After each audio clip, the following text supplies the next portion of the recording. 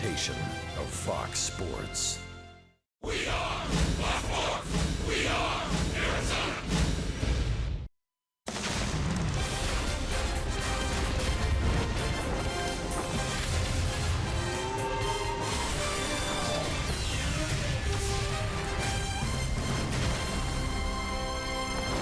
We've got matinee baseball from Chase Field. It's lunchtime with the D-backs as we conclude this three-game series with the Tampa Bay Rays. Good day to bring the kids down to the ballpark. Remember, kids 15 and under get in free through Sunday this week. It's D-backs baseball on Fox Sports Arizona. And good afternoon from Chase Field. Welcome to the broadcast. Steve Berthiaume, Bob Brenly along the way. The series finale, Arizona Diamondbacks and the Tampa Bay Rays. A good matchup of young pitchers going this afternoon. Jake Odorizzi for the Rays and Archie Bradley for the Diamondbacks. Yeah, Archie Bradley. Zach Greinke set the bar pretty high last night, but the way Archie Bradley's been pitching lately, it's not out of the question that he could equal that performance last time out against that high-powered Cubs offense. Held them to 1 run on 4 hits in 6 innings, punched out 10 Cub hitters. Archie's really been throwing the ball well lately. Set to go there with pitching coach Mike Butcher. Chris Herman has the catching duties, so it's Bradley and Herman the battery. And Paul Goldschmidt battering the opposing pitching. The way Golding's been rolling lately might make the All-Star game after all. Yeah, bad news for National League pitchers, and in this case, an American League team, Tampa Bay in town. Goldie hitting over 400 in his last 11 ball games, really starting to square it up and drive the ball to all parts of the park. So it's Archie Bradley for the Diamondbacks, Jake Odorizzi for the Rays. First pitch coming up on Fox Sports Arizona. Arizona Diamondbacks baseball on Fox Sports Arizona is brought to you by CenturyLink. Switch to CenturyLink Prism TV for an advanced TV experience. Learn more at cprismtv.com. By Jack in the Box. Taste the all-new Double Jack Burger today, only at Jack in the Box. By Oregano's. Step up to the plate for a guaranteed home run at Oregano's, your neighborhood pizza joint, location statewide. And by your Valley Honda dealers, where you'll get more standard features for less money.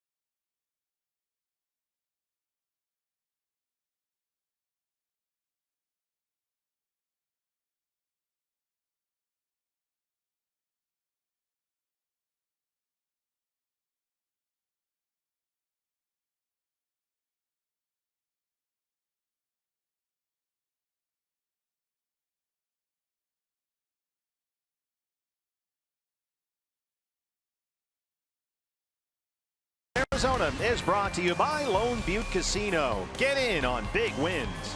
By Gigablast, 100 times more powerful internet from Cox. By Papa Murphy's, love at 425 degrees. All set for some matinee baseball here in the Valley, and the conductor is all set to hop aboard the freight train. David Peralta's got himself a new lid. We've got Archie Bradley on the mound coming up next.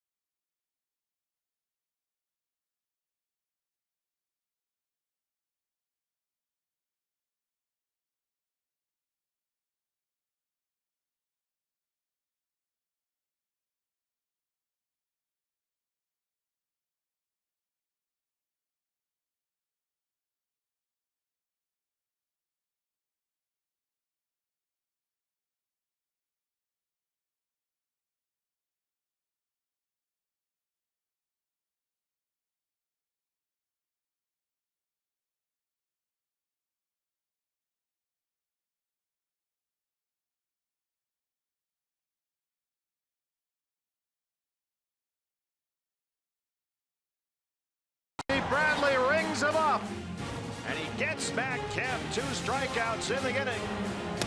Called strike 3. Archie strikes him out. That's a career high 10 strikeouts.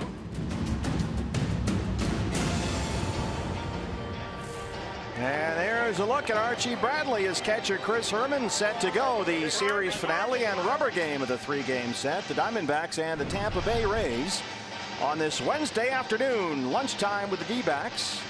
We are just about set to go here.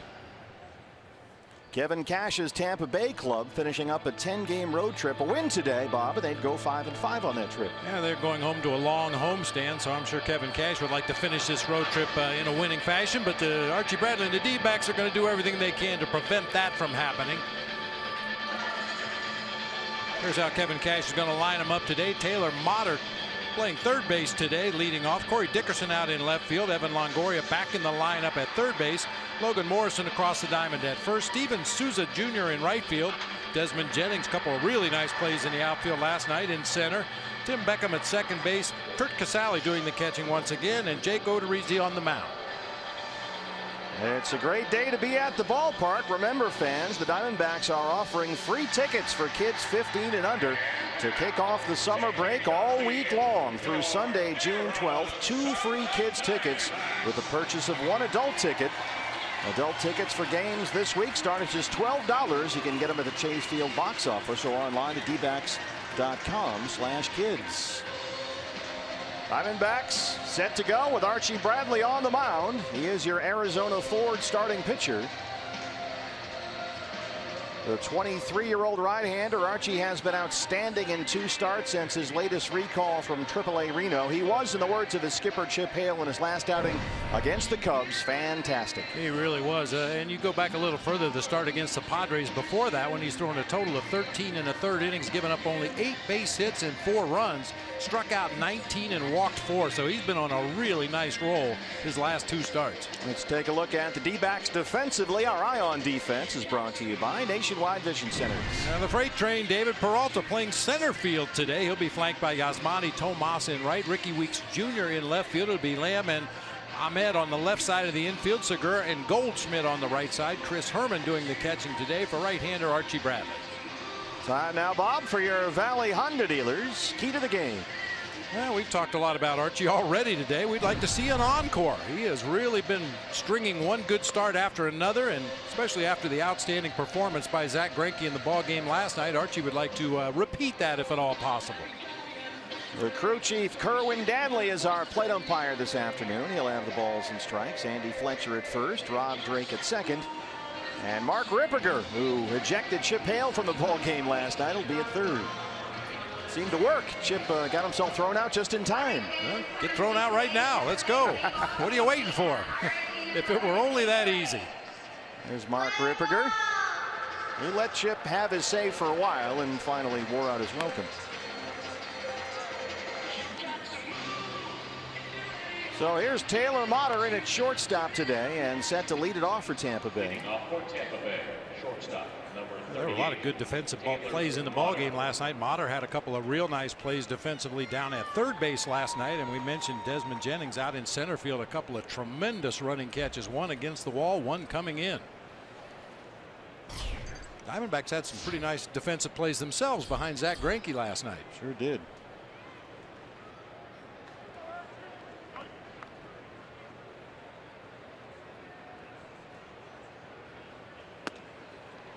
There's strike one from Archie Bradley. Taylor Motter batting 182 in 18 games this year. He's homered twice.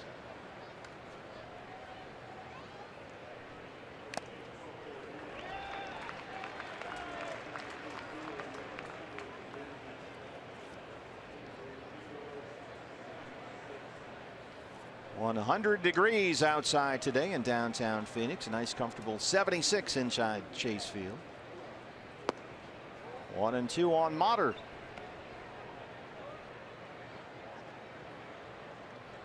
Archie working at that quick tempo, trying to keep the pace up. That nice, easy, fluid delivery. Seems to really have made a difference for him. Recalled from Reno for the 3rd time this year when they suffered injuries to Ruby De La Rosa and Shelby Miller. 1-2 on Taylor Motter. Staying alive. Yeah, Archie working quickly between pitches, but very much under control once he starts his delivery. I think there were times in the past where he tried to work fast between pitches and during pitches.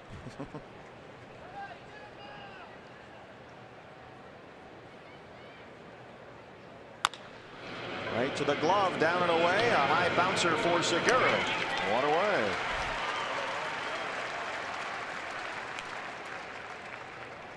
Archie coming off starts against the Padres and the Cubs. He pitched at least 6 innings both times, allowed a total of only 8 hits, 19 strikeouts against just 4 walks. And if I'm not mistaken, one of the base hits was that pop-up that dropped between 3 Diamondbacks defenders out in left center field at Wrigley. Another one was the one that went over the head of Chris Owings in center field in that ball game. Corey Dickerson.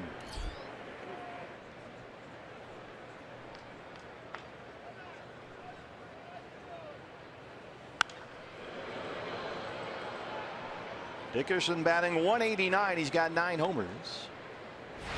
0 for 2 with a walk and a strikeout last night. And Dickerson really fighting it right now, just 3 for his last 30.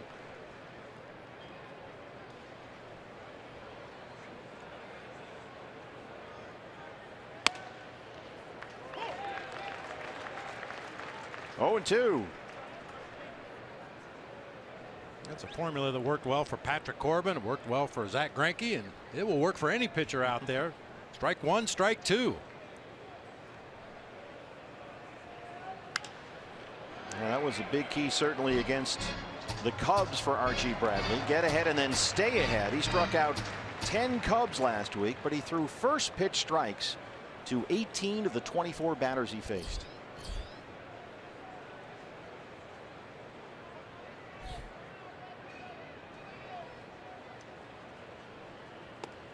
That one got away from him. 1-2. And Corey Dickerson's been a guy that's always been a good fastball hitter, but Archie has beaten him to the spot a couple of times at 92. Well, there must be a little more hop on that ball than the radar gun is showing.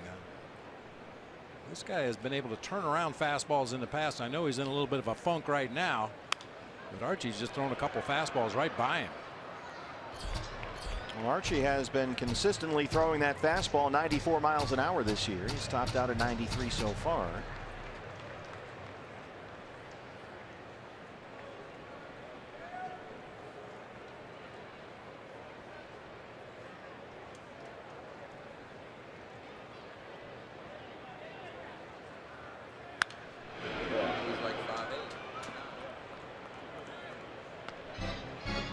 He was really throwing the ball well at AAA and just wants to continue the things he was doing down there here to the big leagues. He's done a good job with that. 7 starts while he was with Reno, 5-1, a 1.99 ERA. Another 1-2 pitch to Corey Dickerson.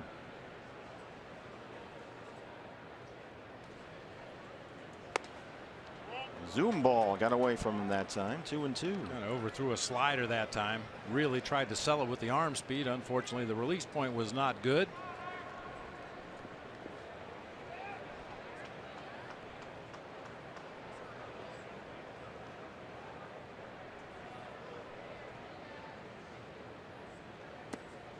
Dickerson really making Archie work. It's a full count, 3-2 with Longoria on deck.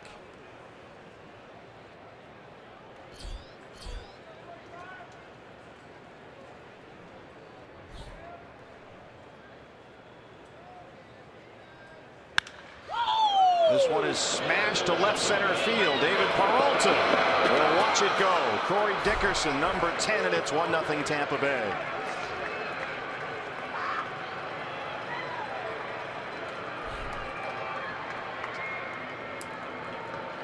Behind on all the fastballs earlier in the sequence, just getting a piece, staying alive in the at bat. Ultimately gets one outer third and goes the opposite way with it. Didn't try to pull it this time, just barreled it up to left center field. And the Rays are on the board.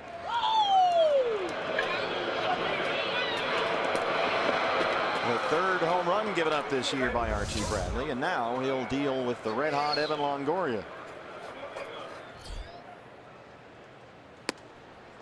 Ball one. Longoria back in the lineup a night off last night. 281 and 14 home runs. He's got a 10-game hitting streak.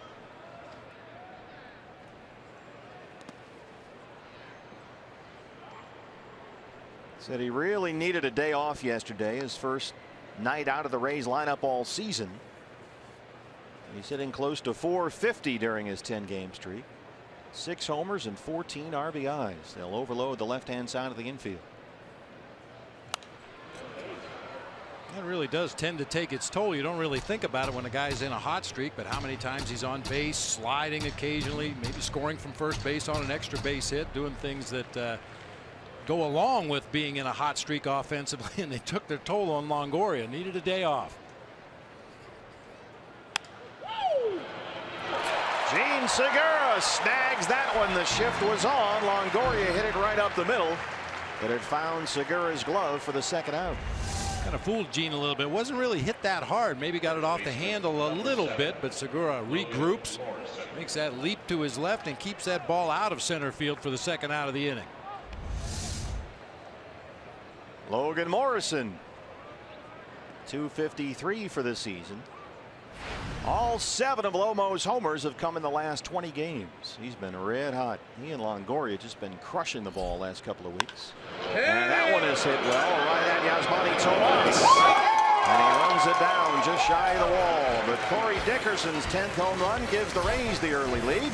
Diamondbacks coming up against Jake Odorizzi.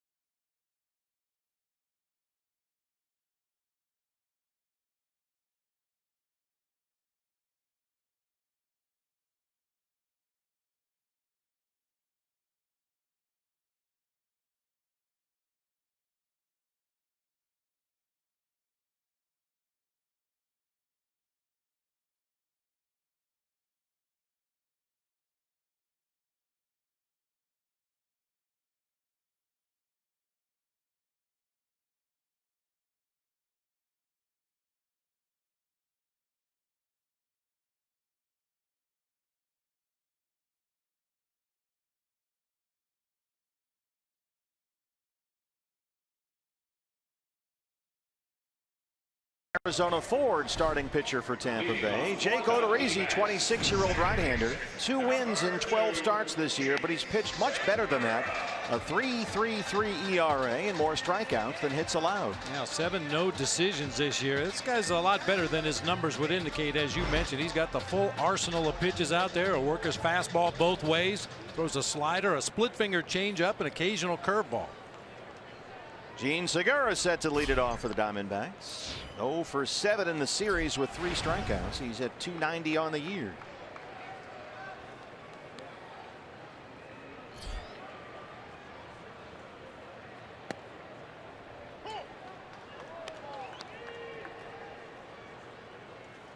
Gene tried to ambush Matt Moore in the ball game last night. Swung at the very first pitch of the game and drove Desmond Jennings up against the wall in deep center field. Very hard hit ball. He's down 0-2 here. A little word with Kerwin Nadley about that one. Gene less than thrilled.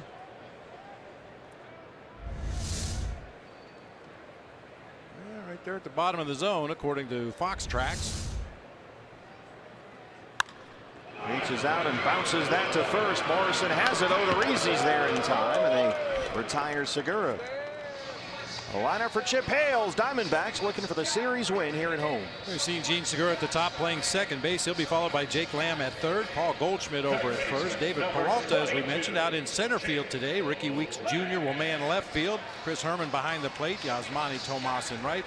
Nick Ahmed at shortstop, and Archie Bradley, the right-hander, on the mound. Jake Lamb in the 2-hole. 268 now, 11 home runs. He homered off the left-hander Matt Moore last night in the 4th inning. His 3rd home run off a lefty this year.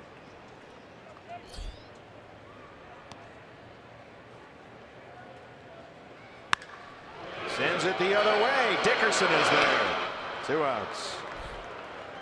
Our eye on defense for the Rays, brought to you by Nationwide Vision Center. We saw Corey Dickerson make a nice play out there in left field on a slicing line drive. Desmond Jennings in center. Steven Souza Jr. in right field. It'll be Longoria and Motter on the left side of the infield. Beckham and Morrison on the right side. Kurt Casale doing the catching for the right-hander Jake Odorizzi. Here's Goldie.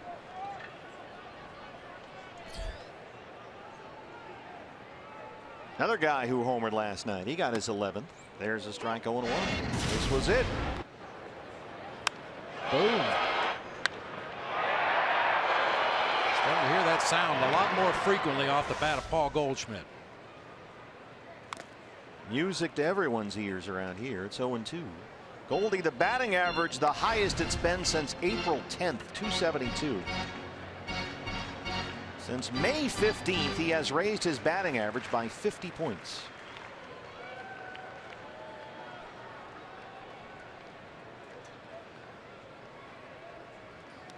That's hard to do after a month and a half of at-bats playing every day like Goldie does.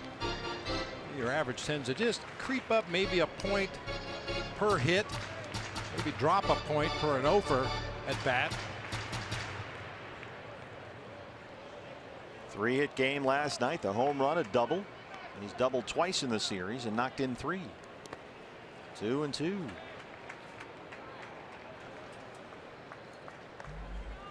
Kurt Casale behind the plate. Had Hank Conger back there last night. Yeah, Casale caught the first game of the series. A little rough back there behind the dish. He boxed a few balls off the edges of the zone. Didn't get calls for his pitcher. There you see Hank Conger, last night's catcher. Called strike 3. Odorizzi rings him up. A 1-2-3 inning for Jake Odorizzi. The Rays have a 1-0 lead.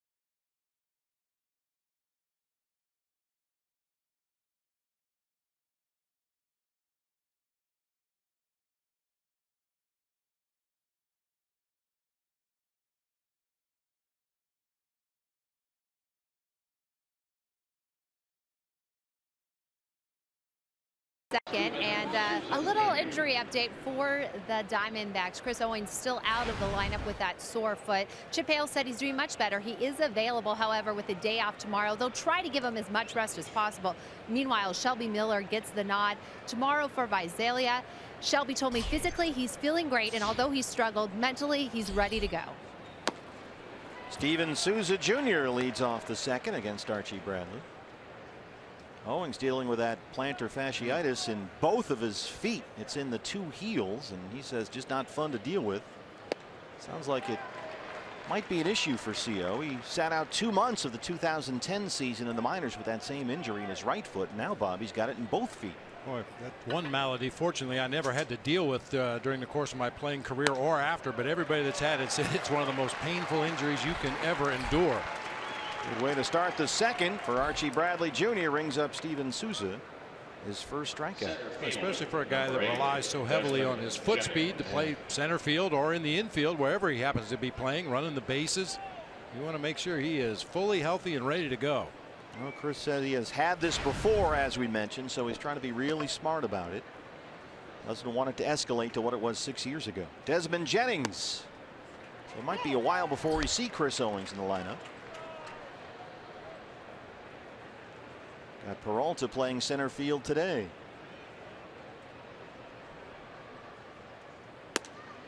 Well, you've always got Chris Herman you can run out there to center field if necessary. Well, when you really need an athlete to go to a catcher, that's what I think. Jennings has played a terrific center field in this series for Tampa Bay, and he's also hit the ball. He's got 4 hits, including a home run Monday. That was a 3-hit night for him. He's batting .191 on the year. Yeah, you mentioned he's kind of in the doghouse down in Tampa Bay. Some of the fans, some of the media on his back pretty hard, but man, he's played a good series here in Arizona. Archie Bradley bouncing back big time. A pair of strikeouts open up the second. Bob, Archie had several balls very hard hit against him in that first, but he looks like a different guy here. Good curveball, dropped it in there for called strike. That was the first pitch of the sequence. Boy, anytime you can throw something other than a fastball for strike one, you can jump ahead in a lot of counts. Tim Beckham, the second baseman. 176 and 3 homers. He has 1 hit in the series. That was his home run Monday. Big cut at that one.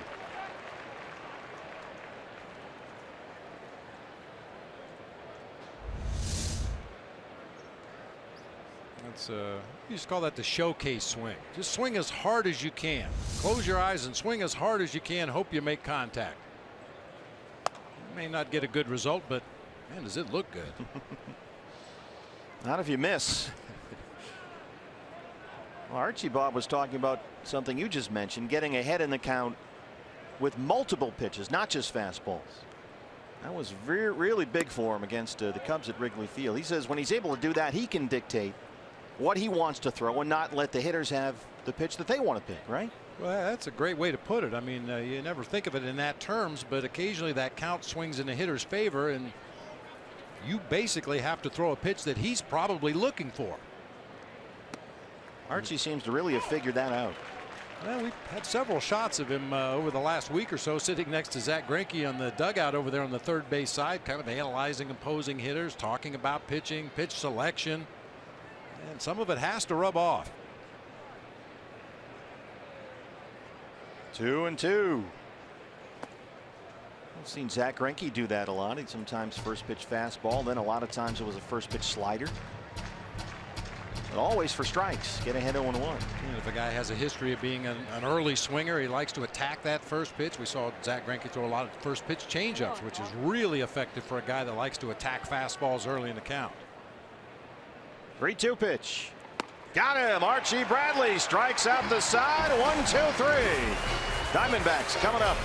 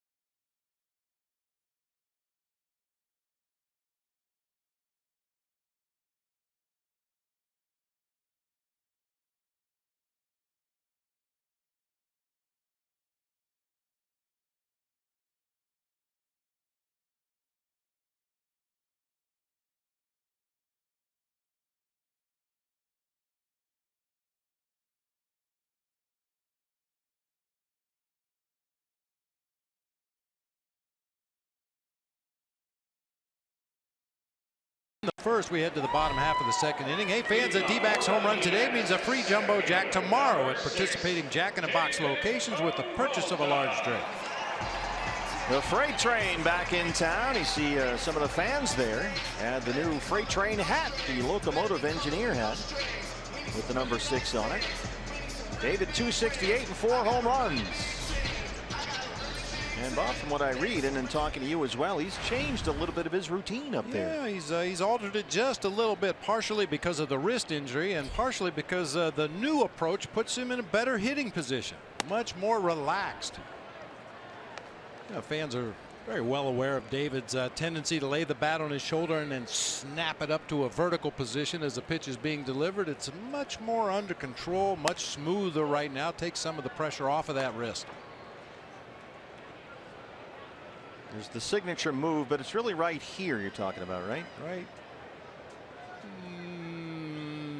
there. Just as the pitcher's about to deliver the baseball. Yeah, it used to be much harder. Oh, yeah. Like a snap. This is sort of a gradual rise. We have a comparison. If David happens to hit a foul ball here or after he gets his base hit, we'll show it to you. Shift is on for the Rays, as we showed you a moment ago. This is much smoother, more under control. And he does keep his bat in a little better position. If you watch, this is earlier this season, watch how he snaps that bat out into a vertical position. It takes a lot of strength in your wrists and your hands. And now this is against Chris Archer on Monday night. Just much more smooth and relaxed. Gets it into that good hitting position.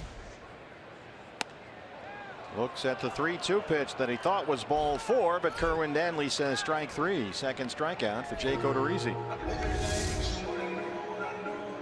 It's Odorizzi's game, work around the edges. This is not a guy that can really challenge the middle of the strike zone very much.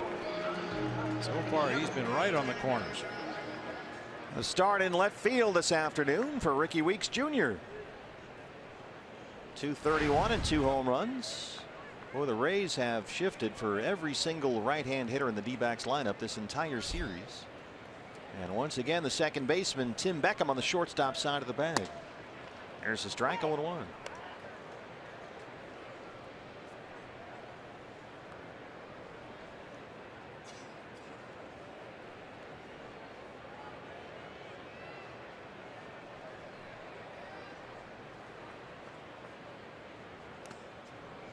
Jake Odorizzi is one of those guys who seems to get some rise on his fastball. Comes in about 92 or so, but it seems to play faster than that. And he gets a lot of strikeouts with that combination split changeup he's got. It's a big 2-pitch combo for him. He used to throw his cutter a lot more in the past. This year it's more of a slider for him. This is driven out to right field. Ricky Weeks Jr. ties the ball game. That's his third, and it's 1-1.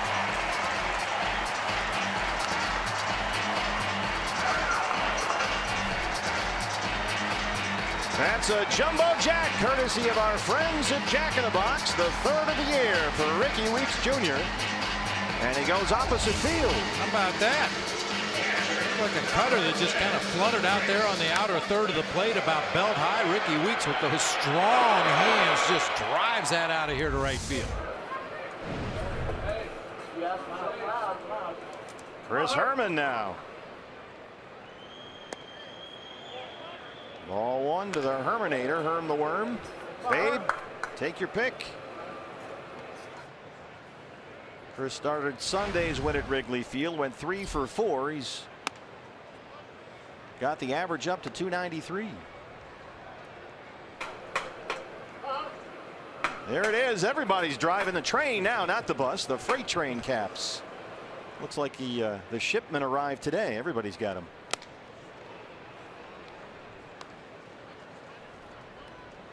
Looks like that might be a good fishing cap. Just saying. Yeah. If 1 or 2 found their way up here, we wouldn't be opposed.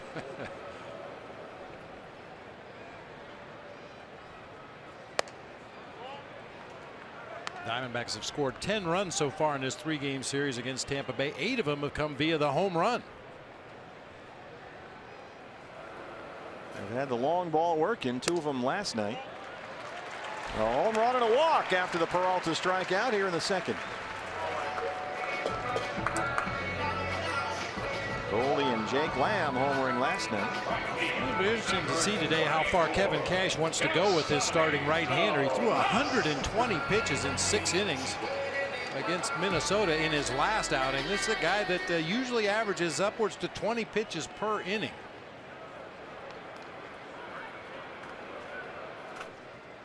Yeah, that was Friday at Minnesota. 120 pitches, his career high. Jake Odorizzi. Here's Yasmani Tomas, 261 and 7 home runs.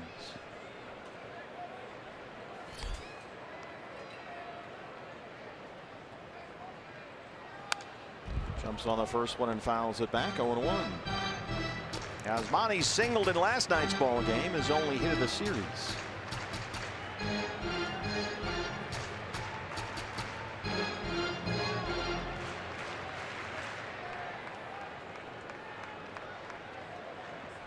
Chris Herman, the runner at first, a run in on the Ricky Weeks Jr. home run. 1-1. Fight it. A little cross up that time. Kurt Casale just in self-defense tried to knock that one down. Got an Adrian Beltre situation going on there. Gene is not loving this. I think he's trying to get him to wear one of the hats. You put one of these hats on, I'll stop doing this. I don't mean to be a nitpicker, but if an umpire saw Wellington wearing that hat on the bench, he'd probably make him take it off. It's not part of the official uniform. Well, it should be. Should be, but 1-1. Don't they have uniform police that walk around and measure your socks and stuff? yeah, they used to, but I think that uniform police has been retired because we've seen a lot of mismatched uniforms this year. Sometimes a guy will wear a black undershirt, other guys will wear red, some guys wear blue, all on the same team. Gene looks like he's telling them, look, we're done here. I've had enough. I'm not messing around. 1-2.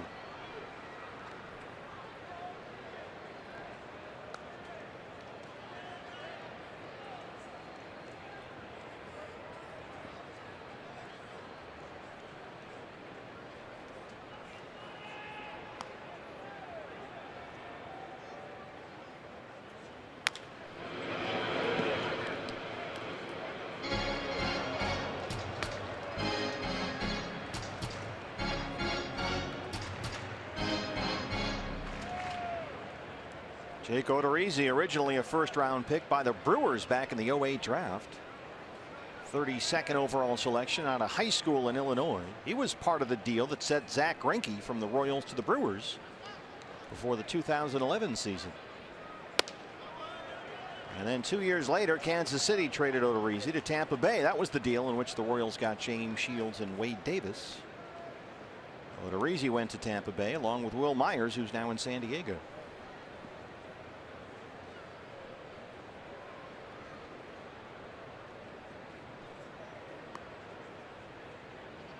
Two and two to Yasmani Tomas. Full count.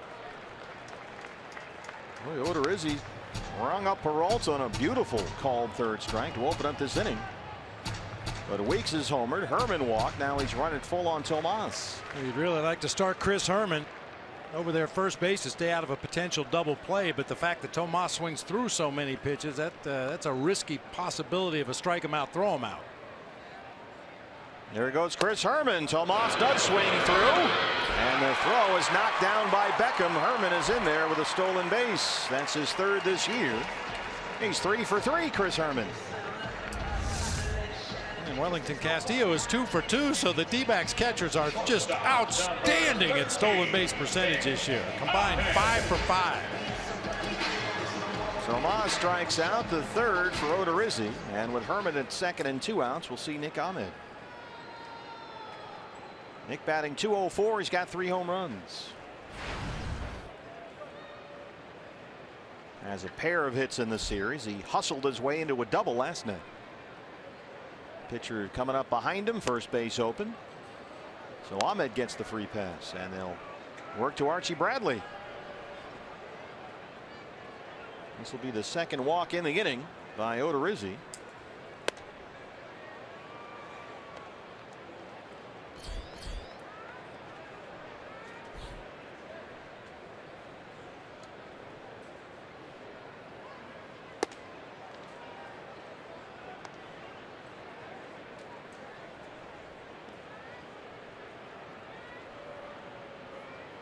You asked me a few days ago about the intentional walk and should they just wave the runner on down to first and keep the game moving. What do you think? I don't know. You weighed in.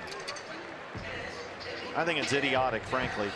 Did that really take that long? Is this that big a problem that we need to eliminate this? I mean, how often does that happen?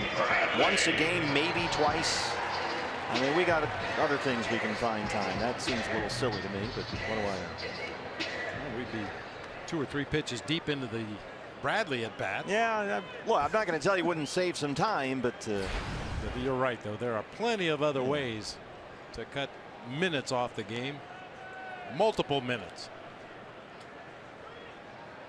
So 2 on and 2 out for Archie, who fouls that one straight down. You know, hey, if every game went 2:15 like last night, sign me up. That was terrific. But I don't know. I don't want to lose too much of what we're doing here. I saw a bit they had on the MLB network about a week or so ago talking about, you know, how to shave minutes off the game, and they showed an at bat by Cal Ripken Jr. back in the day when Cal was a young player, and even after a foul ball, no more than 12 seconds went by from one pitch to the next. Well, look, when we were in Pittsburgh and we had to put a clock on Gregory Polanco, who was just taking his sweet time. It's still the same problem, get in the box and hit. And they've done what they can with that, certainly. And the games have been faster, but not fast enough for some, apparently. That's in there for a strike, and Archie's down 1-2. I think everybody agrees there's, you know, a little bit too much dead time in the game of baseball as guys fix their batting gloves and knock the dirt out of their cleats and waste time in other ways. But it's funny because you never hear somebody say, man, I went to see The Who the other day, but the concert was just so long. Yeah, it's a baseball game, for crying out loud. And Rob Manfred always talks about that. It's not so much about the time of game. Yes, they would like to get them under 3 hours, but it's more about the pace of the game. Eliminating that downtime and dead time where people may lose interest or flip channels or whatever you think.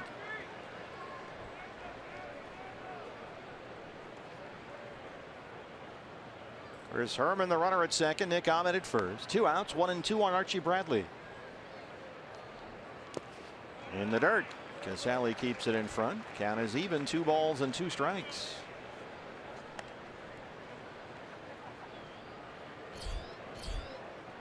How about this? A 30-pitch second inning after Odorizzi worked a 1-2-3 first.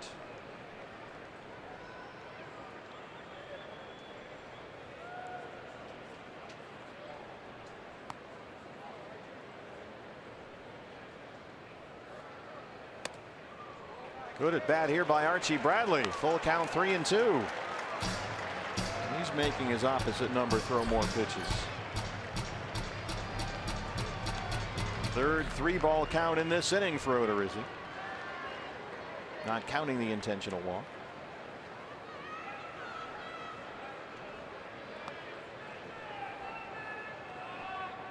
There go the runners. Archie Bradley bounces it up the middle. It's a base hit. Here comes Herman. He will score. Archie Bradley makes it 2-1. Driving the bus.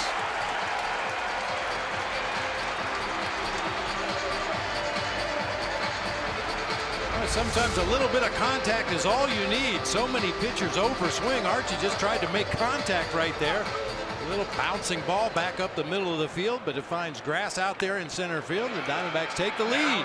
Nice going. Right by a diving Taylor Motter and into center. Herman scores from second. Ahmed in at third, and Archie has made it 2-1 D-backs. And Odorizzi will keep working here in this inning. Gene Segura. Boy, we have seen a number of intentional walks backfire both for the Diamondbacks and against the Diamondbacks in the last week. Yeah, Chip got burned over the weekend a couple of times when he made the right move, but doesn't always work out.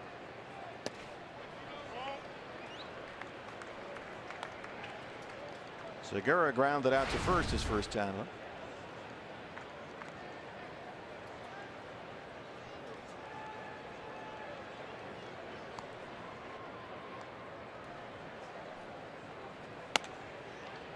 2-0. Boy, Kevin Cash is going to have to start thinking about what to do with the starting pitcher. Right now he's thrown more balls than strikes and the pitch count is skyrocketing. Trying to get out of this second inning. He can't throw a strike. It's 3-0.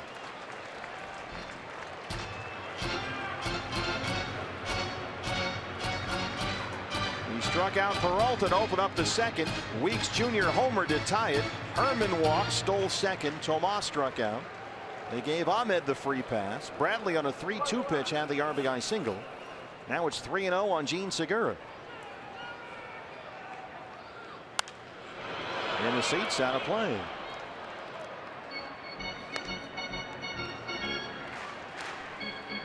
Gene still looking for his first hit in this series. Good time to get it right here with at least one more run. 90 feet away.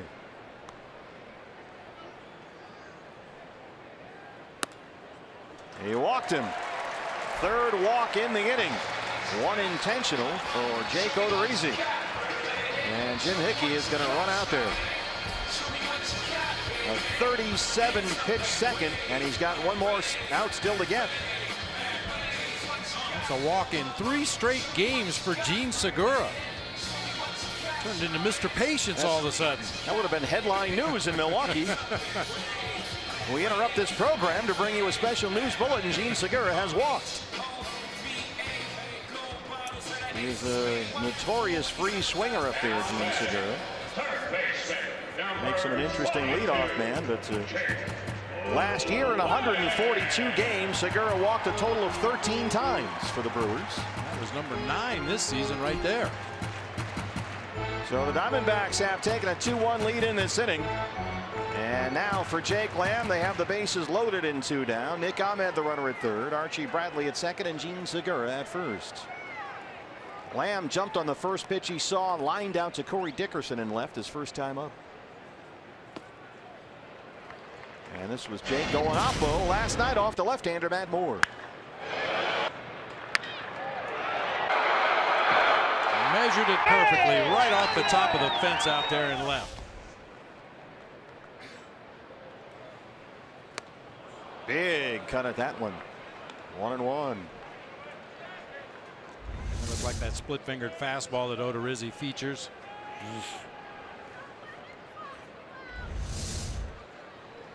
That pitch works as a changeup for a lot of guys. Yeah.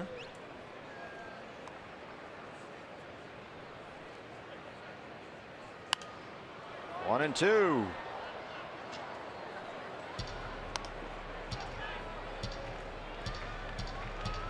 Jake has homered 3 times already this month.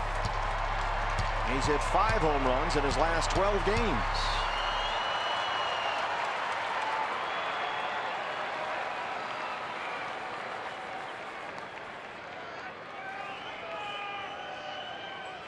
Got him. Odorizzi finally gets out of the inning and leaves him loaded. But the Diamondbacks get 2. Ricky Weeks Jr. starts us off with his 3rd of the year. And then Archie Bradley's RBI single gives the Diamondbacks a 2-1 lead.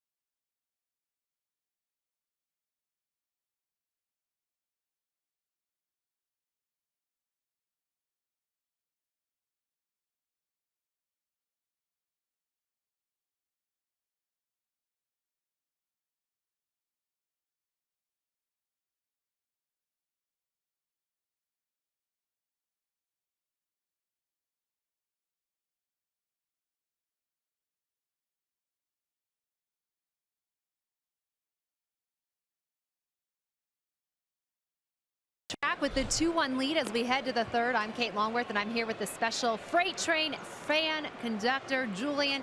Take me through these hats. We're admiring them. Well, we love baseball, we love D-backs, and we love David Peralta.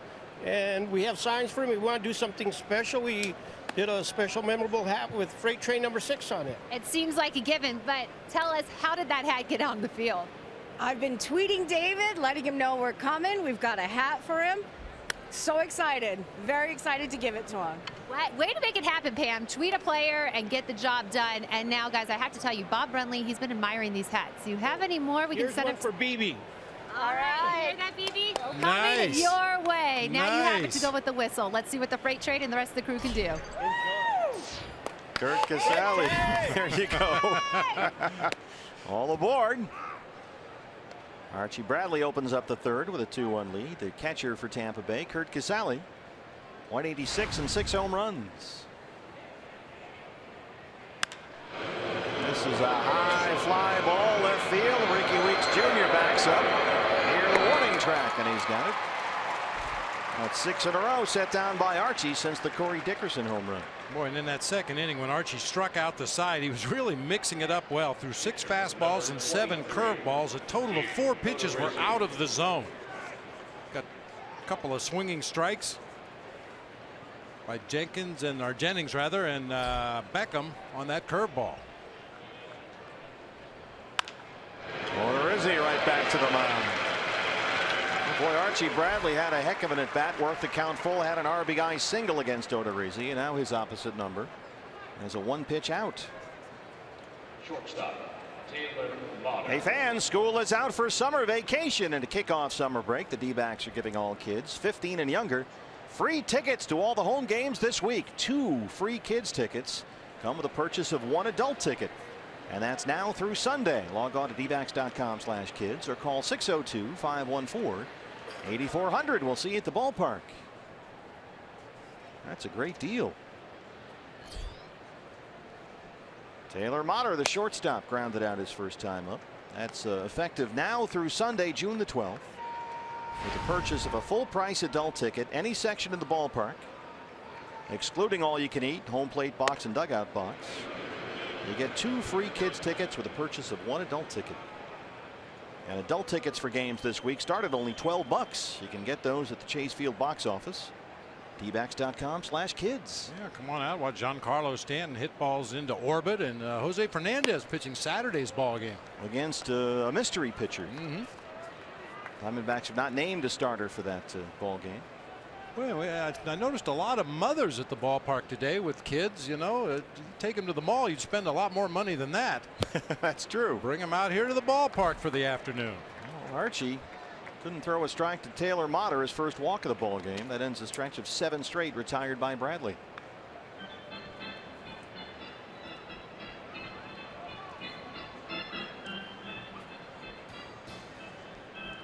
Now he'll deal with Dickerson, who homered. His first time up, his 10th of the year. This was it in the first inning. Deep left center. That was a long battle. Dickerson fouled off a lot of pitches in that at bat. Couldn't seem to catch up to the Archie Bradley fastball, but finally did and drove one out of here to left field. Well, Archie got the first 2 outs in this inning on 3 pitches, but then threw 4 consecutive balls to Motter. So he's at first with 2 down for Dickerson.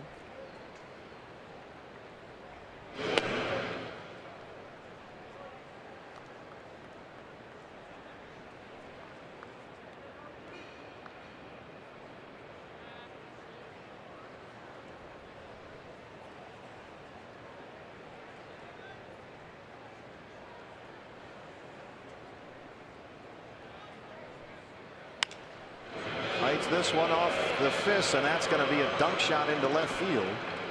So Dickerson 2 for 2. Motter moves up to second.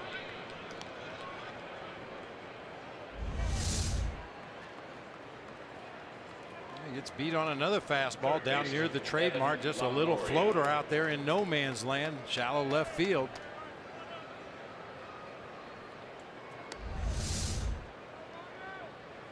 Two on, 2 out now for Evan Longoria.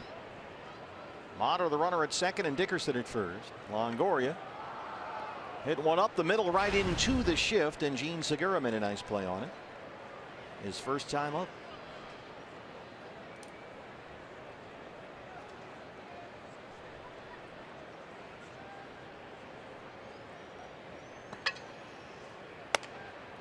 Longoria, we mentioned this, took the day off yesterday, said it was general body soreness that required him to listen to his body. He does that more now that he's 30 years old. Says he's trying to be smart about it. He's a little worn down lately.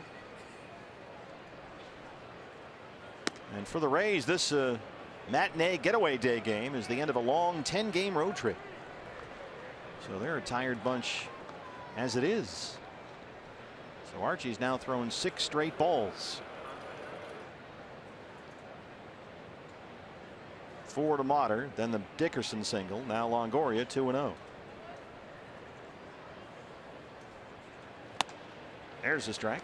Well, you know Longoria must have been ailing if he took yesterday off and is back in the lineup today, because Tampa Bay has an off day tomorrow, and you know, if he would have played last night and taken today off, it would have given him 2 days off in a row. But it must have been bad enough that he needed it yesterday. Well, he realizes it didn't look great considering it was Zach Greinke, but you do what you got to do, he said. Veteran. Longoria had started 159 games in a row dating back to last June before last night. He's been very durable. 2-1. That one's going to drop into center and tie the ball game. They'll wave Motter. Dickerson will get third base, and it's 2-2. The RBI for Longoria, who's now hit safely in 11 straight.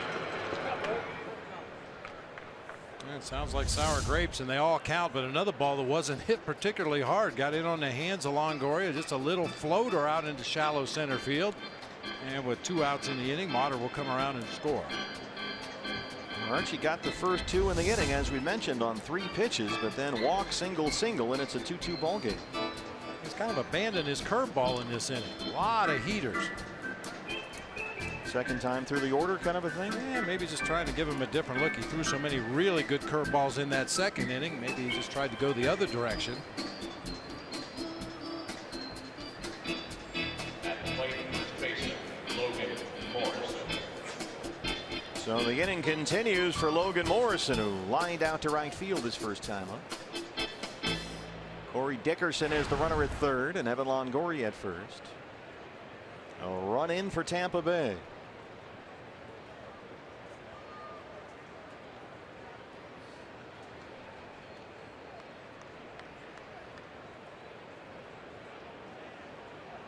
Morrison's been a big run producer as of late. He went the first 29 games this year without an RBI. But since then, he's knocked in 18 runs in his last 22 games. Archie stays away and misses. It's 1-0.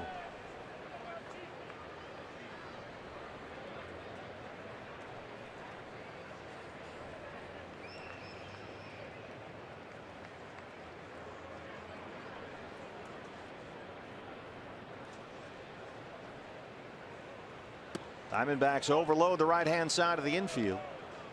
Take Lamb near the third base bag. Nick Ahmed on the first base side of second. And again, Archie getting behind in the count.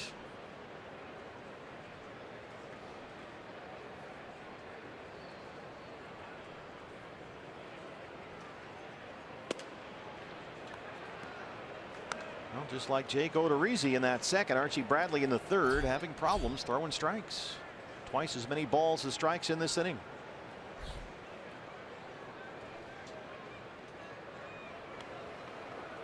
A walk to Motter, singles by Dickerson and Longoria. Now he's behind 3-0 on Logan Morrison.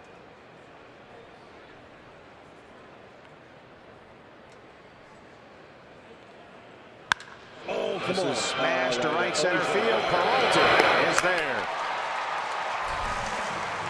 Bradley strands 2, but the Rays get 1. We're tied up at Chase Field.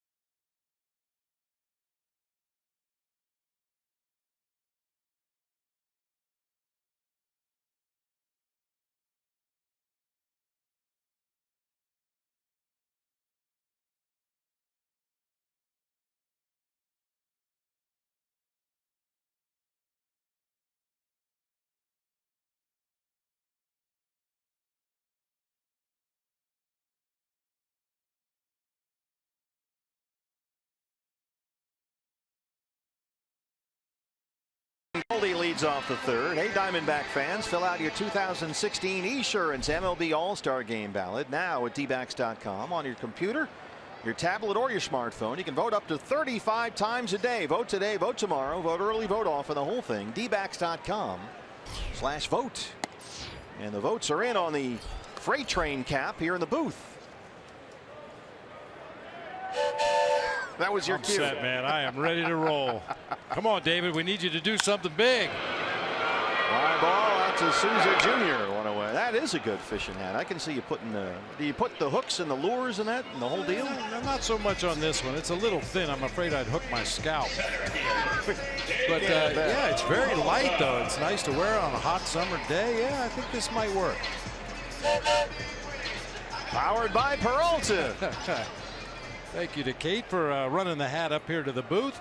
Looking forward to putting this on in Philadelphia on that off day, catching some fish. And here is the freight train. Struck out looking his first time up.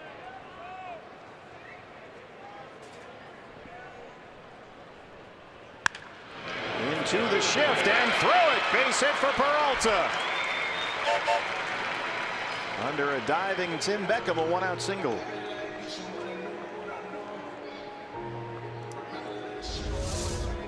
If you hit it hard enough, you can still drive it through that shift. Beckham with a couple of steps and a dive to his right. Can't quite get there. That one hit hard into right field for a rolling base hit. Ricky Weeks Jr. getting a start in left field today. An opposite field home run his first time up, his third of the year.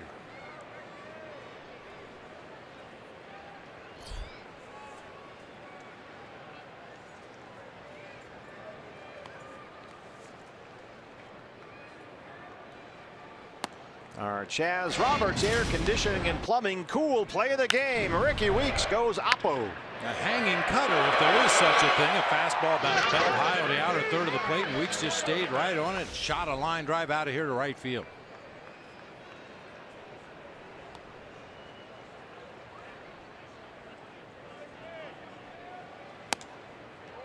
One and one.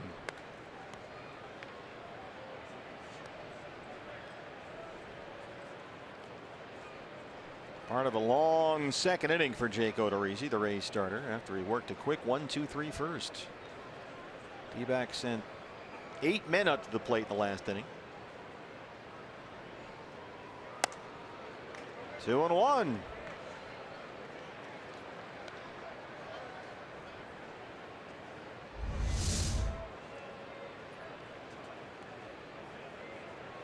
Might have caught some of the top of that strike zone right there, according to Fox Tracks. Not according to Kerwin Danley.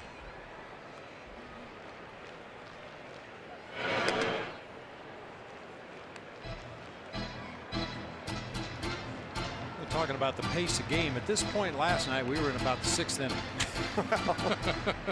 Last night was an exception. Yes, it was. But boy, was it fun to watch. 2 hours and 15 minutes. Zach Greinke watching an ace on top of his game. His 5th career shutout in his first in nearly 3 years. 2-2 now. Zach put on a show last night. A 3-hit shutout, 2 walks, 2 strikeouts, a bunch of ground ball outs.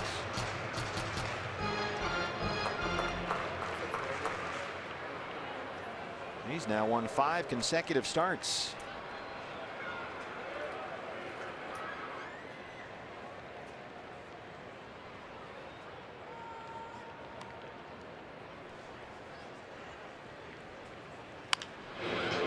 Foul behind Matt Williams at third.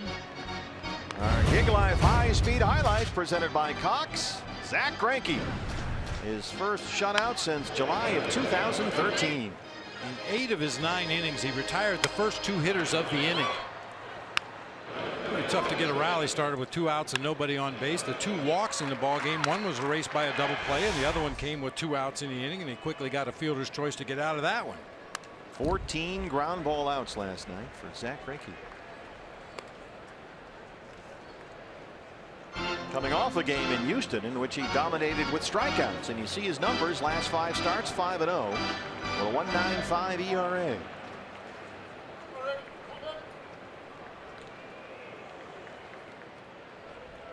Just goes to show you when An organization makes a big trade or signs a big free agent, you can't define that move within 3 or 4 starts. It takes a while. Ricky Weeks Jr. 2 for 2. The freight train on the tracks, and he's in at third. The whistle's been on the disabled list. We're going to use it every opportunity we get. Well, that's how he got his nickname, running the bases. Ricky Weeks Jr. a home run. Now a single up the middle. A little bit of an aggressive go that time by David Peralta. Yeah, you can see Jennings coming into your picture. His momentum was leading him right into that throw to third base, but David got there without a play. And if you were wondering why do they call him the freight train, it was exactly for the reason we just saw. Peralta full steam around the bases like a runaway train. The old Johnny Cash song, Wreck the Old 97. Going first to third, scoring from first base on an extra base hit. Here's Chris Herman. Walked, stole a base, scored a run his first time up. Came in on Archie Bradley's RBI single that at the time made it 2-1 Diamondbacks. Pretty nice catch right there by a fan in the second deck. The gentleman brought his glove. That's why you bring him.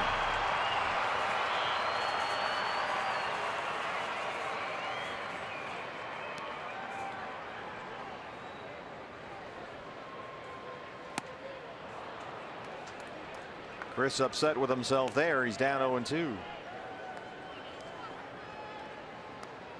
Not bad with runners in scoring position this year. Better than .390. 17 RBIs, 23 at bats.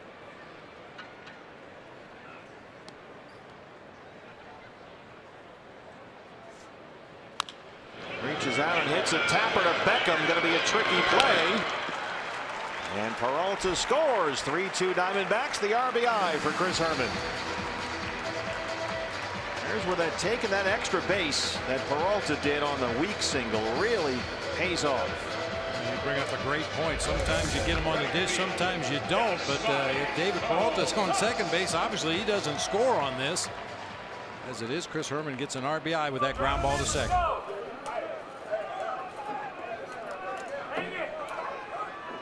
So it's 3-2 D-backs. Ricky Weeks Jr. at second. 2 down for Yasmani Tomas. Tomas struck out his first time up.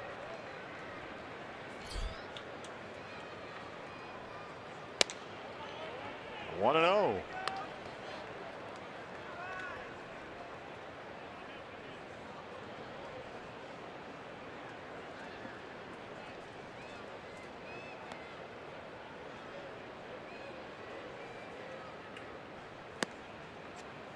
It's interesting, Bob, watching Yasmani Tomas. He's had some at-bats where he's really looked almost blindfolded up there, but it seems like once every game he laces a ball, gets a big hit. The rest of the at-bats, you look for some more consistency, but he's still putting up some numbers. A fly ball out to Steven Souza Jr.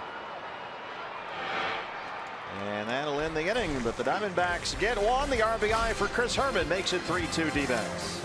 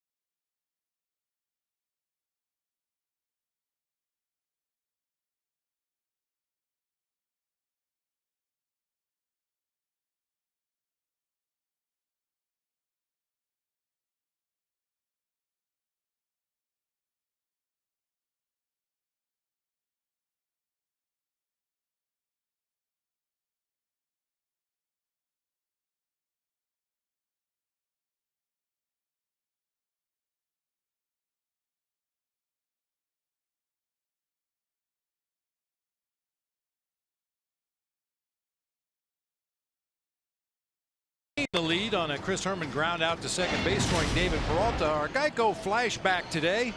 Edwin Jackson. It wasn't necessarily on this day, but it was against this opponent, the Tampa Bay Rays. Edwin Jackson with a no-hitter, 149 pitches. He walked 8 batters. There's the final out right there. A workmanlike no-hitter for Edwin Jackson, to say the least. He labored to a no-hitter. I remember watching that game on TV. It was something else. Steven Souza Jr. leads off the 4th inning against Archie Bradley, who's got the lead back. It's 3-2 Diamondbacks. Souza struck out his first time up. He's down 0-1.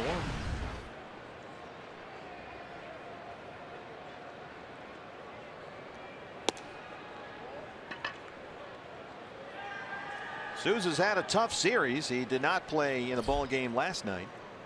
Got the start Monday, went 0 for 5, punched out 3 times. And he's down here 1-2, and again Chris Herman. Chris Herman, it seems, gets 2 or 3 of those every game. He's a magnet. Yeah, he's been hit up near that collarbone area a couple of times.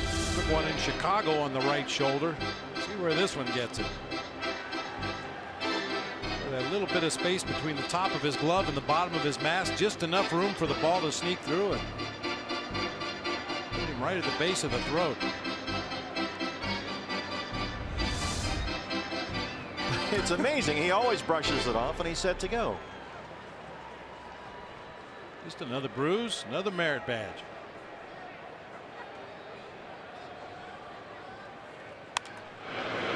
Goldie's there, 1 away.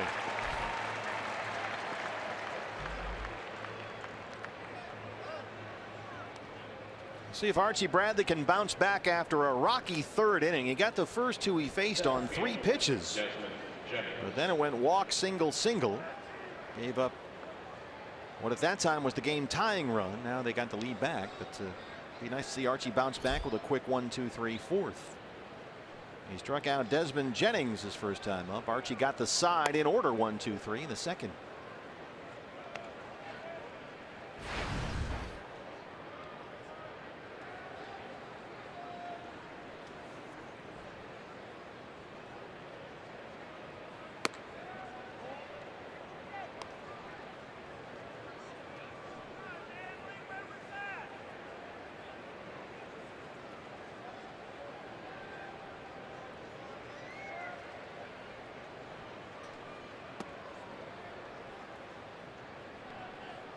This is how he got into trouble in the last inning, falling behind in counts. Down 3-0 to Desmond Jennings.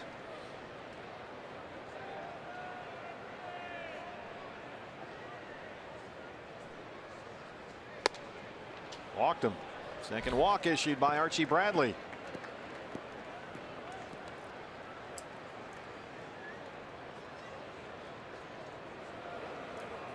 Second baseman, Tim Beckham.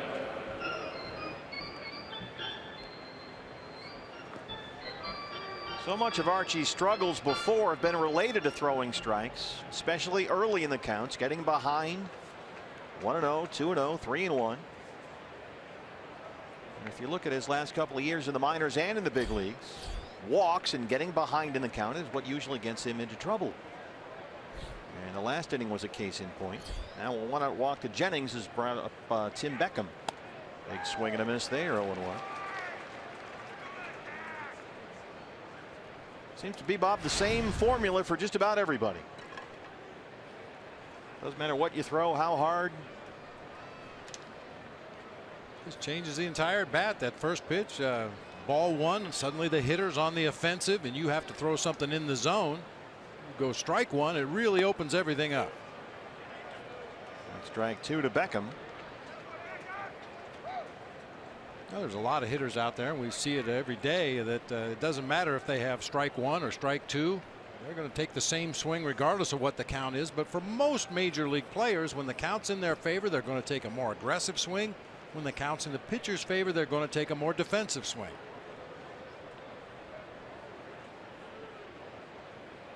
And you want them on the defensive. Looks at strike 3. 4th strikeout for Archie. 2 down in the 4th. He just drives that fastball down to the bottom of the zone, right on the inside corner.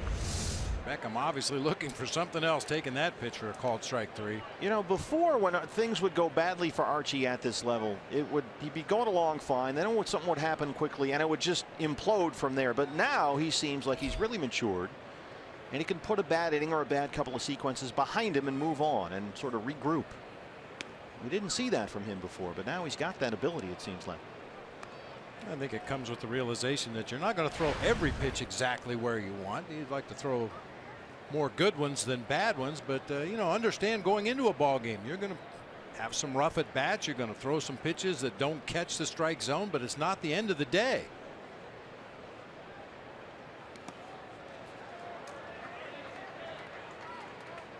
And he's by no means as sharp as we saw him against the Padres or the Cubs, but he's finding a way to get it done here.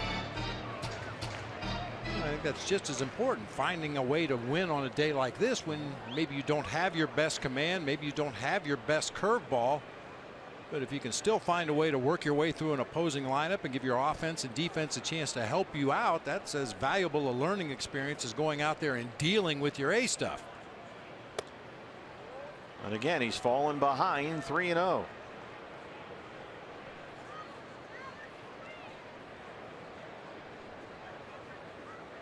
You do have to be careful with Curt Casali. He's got some pop. He's got 6 home runs this year. No cookies. There's a strike, 3-1.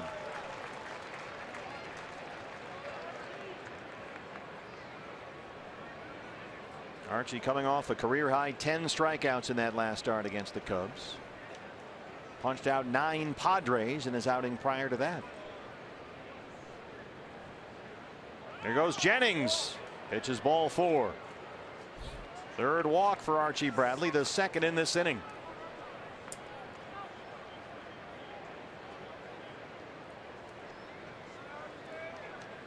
And now with 2 on and 2 out, it's the pitcher, Jake Odorizzi.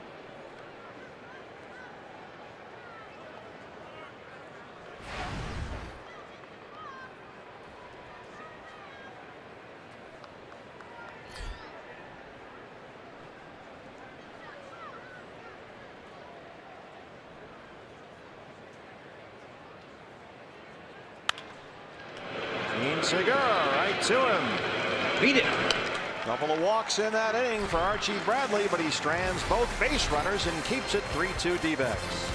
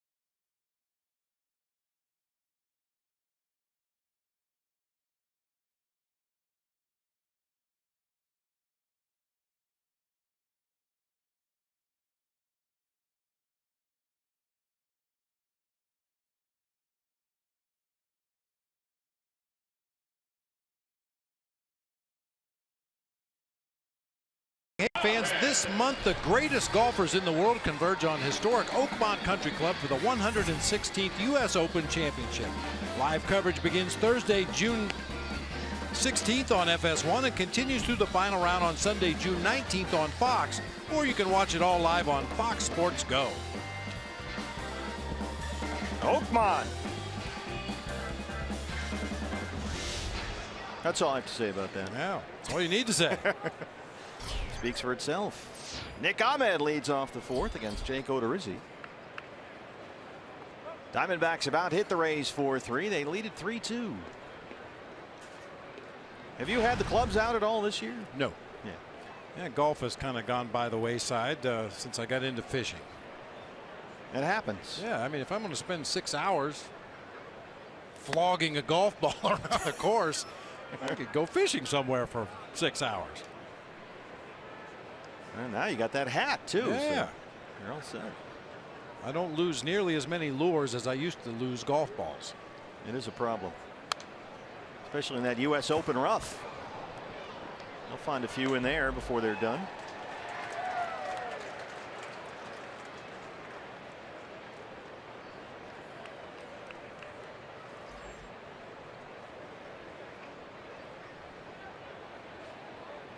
Keep in mind, as Bob mentioned earlier, Jake Odorizzi coming off a game Friday at Minnesota in which he threw a career high 120 pitches.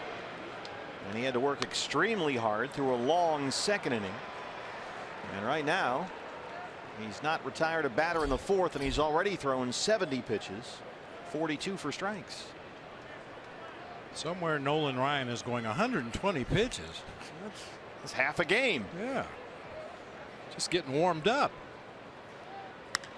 Nick Ahmed reaches down and dunks it into center field. Nick has walked and singled. Leadoff man aboard. Now Archie Bradley can get his bunt on here. Jimmy John's delivery of the game. Archie Bradley on a 3-2 pitch. The RBI single in the second inning. Perfectly placed. Just past the diving Taylor Motter on into center field. Driving that bus.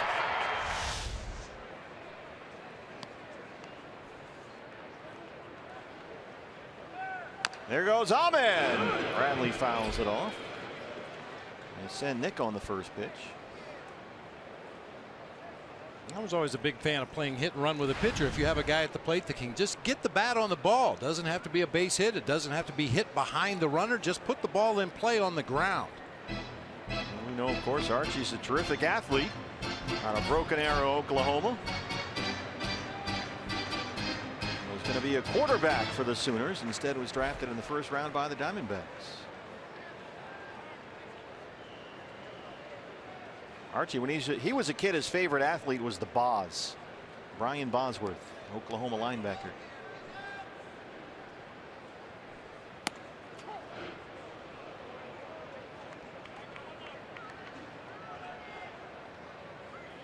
Now this is an interesting call. Do you have him bunt with 2 strikes now, or do you have him go ahead and swing away?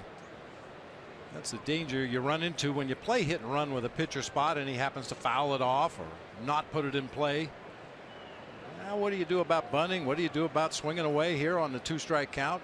I think you're going to let him swing it. Rather that than just foul off a bunt. Show bunt and then pull it back. That Butcher boy. Going to try and get one down, and he fouls it away and strikes out. 5th strikeout for Jake Odorizzi, 1 down.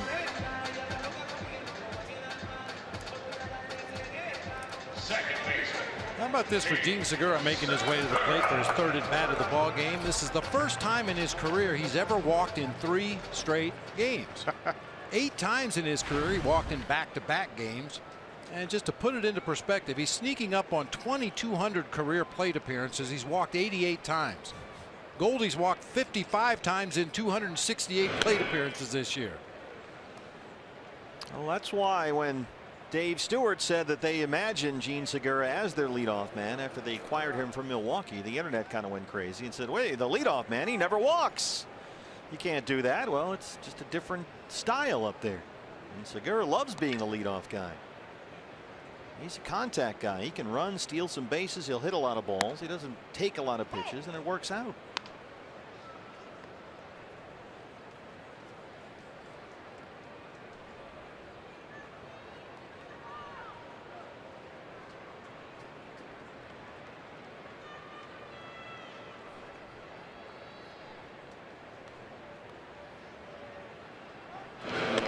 Is that okay with you if the leadoff guy is not the traditional work the count, see a lot of pitches, get a base on balls type of guy? Yeah, bottom line is do you get on base and then do you get on the plate after you get on base?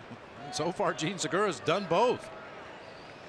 Well, they have been very careful not to try and change who Gene Segura is just because he didn't fit the prototype. This is in the air, right center field.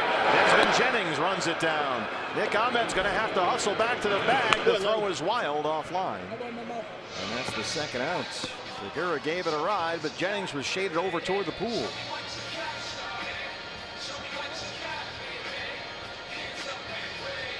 It's funny how a snapshot of a player will give you a completely different opinion than the fans that watch him on a regular basis. We talked about Desmond Jennings earlier, kind of in the doghouse down there in Tampa Bay with the fans. He's played an outstanding center field in this series. He's had a couple of really good at bats where he's hit the ball hard. He's been called lackadaisical. People have wondered about the level of effort, about his emotional investment. He has seemed a little disinterested at times, and some of the Rays fans, even their own TV announcers, have been getting on Desmond Jennings. Brian Anderson had some words in the paper the other day in Tampa. Jake Lamb 0 for 2.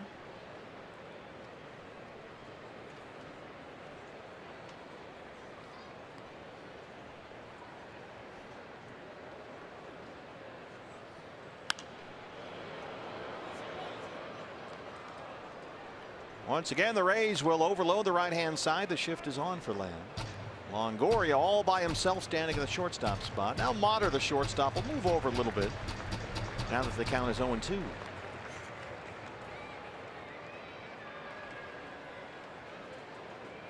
You take the shift off a little bit. You expect a more defensive swing. Yeah, the hitter's more likely to hit the ball to the opposite field if he's behind in the count. Trying to let that ball travel a little bit more, be a little more defensive. Pitch out. Ahmed has to hustle back, and he is out. The throw from Kurt Casale has Ahmed out at first. Andy Fletcher, the umpire down there. Let's have a look. Glenn Sherlock on the phone with Alan Campbell. And they're going to challenge this. Diamondbacks will challenge the out call, and for good reason. Man, yeah. That was not close. Boy, a nice job by Nick right there. You could clearly see he was sliding to the far corner of that base, making Logan Morrison bring that tag all the way back to the back of the bag, clearly in underneath the tag that time. Yeah, that was a big miss by Andy Fletcher, so this thing should be pretty quick. Ladies and gentlemen, the previous plays under official video replay review. The call from the field is that the runner is out at first base. Kerwin Danley, the crew chief, on the right there. Andy Fletcher, the first base umpire, just out of your picture on the left. It's a Diamondback challenge. And it looks like as everybody stares at the board here, the BBTV board, it's not close, and it is safe. So the out call is overturned. The inning will continue.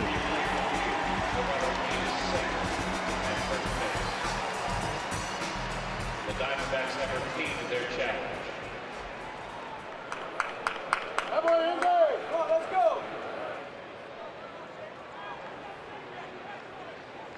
37 seconds on the video review. Nice and quick. Shouldn't have taken that long. Yeah, you're right, actually. So it's a 1-2 count on Lamb. 2 outs and Ahmed at first. 2-2.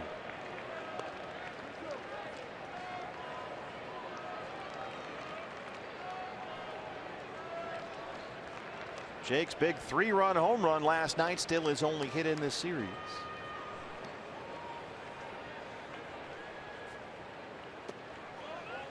That one came in a big spot. 2 on and 2 outs in the inning right after Chip Hale had been ejected. He's in virtually the same circumstance right here. 2 outs, 1 on, a 3-2 count.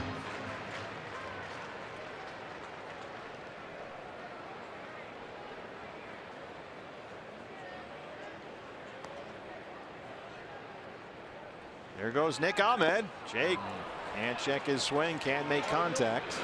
Casale throws him out. 6 strikeouts for Odorizzi, who strands the leadoff single. We'll head to the 5th. D-backs lead the Rays 3-2.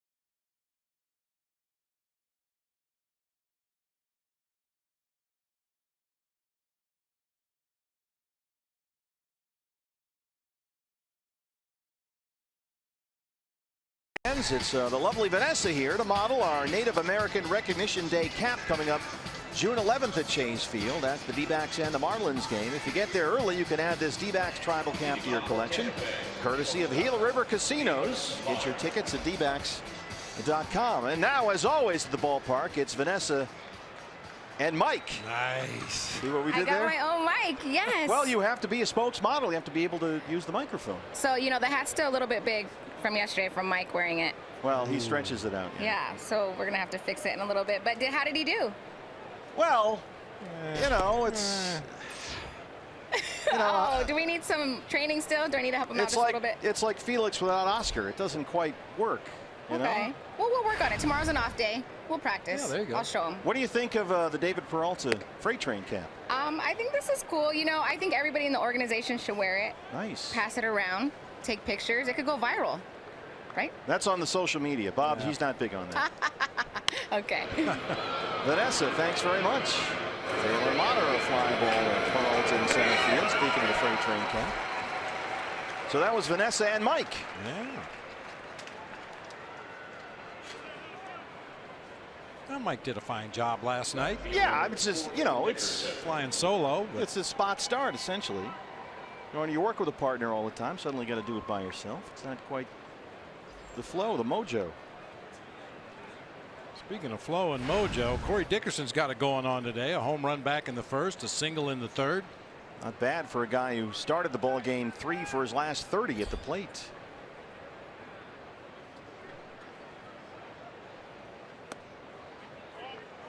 Dickerson got off to a great start after his trade from the Rockies. He homered 3 times in his first 6 games with Tampa Bay, but then went into a 4 for 50. And is just now starting to pull his way out of it, at least today. Drives this one to center. Peralta. That one almost carried over David's head, but he's got it for the second out. It's been an interesting afternoon for Archie Bradley already. He's had 5 0-2 counts in the ball game, which you really like that. But he's also had 6 2-0 counts. Seems like that pendulum is swinging one way or the other. He has had trouble getting ahead in the count, which we've talked about time and time again. Such a key for him. Some bumps in the road in the 3rd and the 4th inning. And he's going to work on a 1-2-3-5. A sky-high fly ball by Longoria, and Peralta has got his 3rd put out of the inning. Bottom 5 on the way. D-backs lead at 3-2.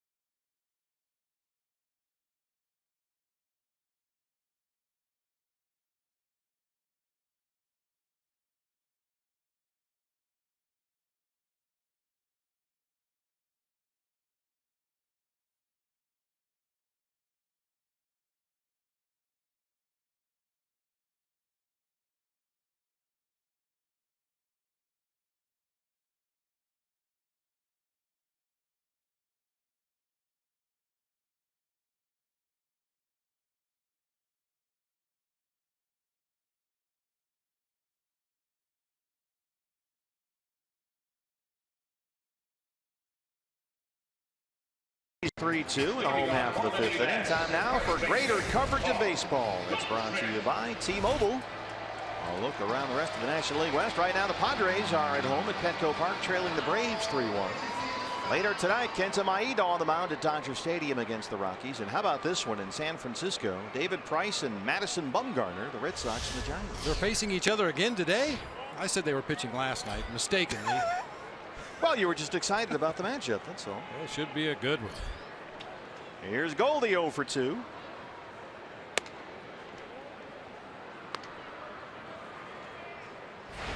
He has struck out, flied out so far. 2 balls and no strikes.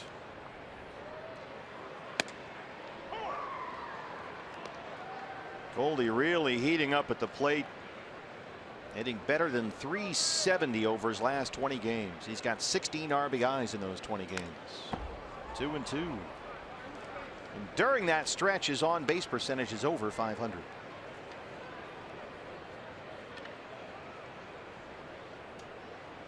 Three-hit game last night, a home run, a double. He's doubled twice in the series and driven in 3 runs.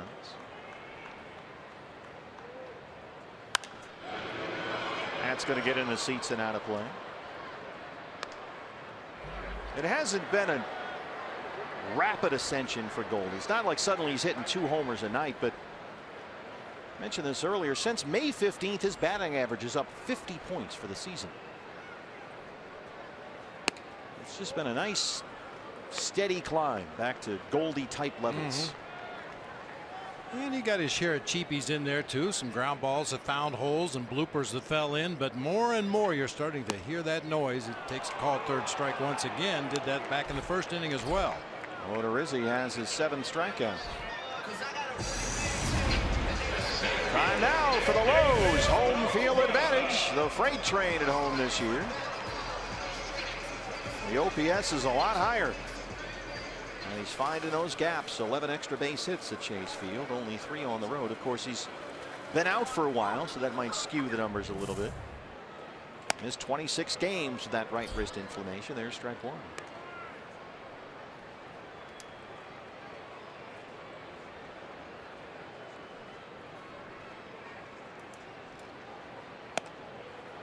And as Bob mentioned earlier, you'll note that David has changed the way he sort of flicks the bat off his shoulder with his wrists. It's right before the pitcher throws the baseball. It's a little less violent, a little more smooth this way. Right there.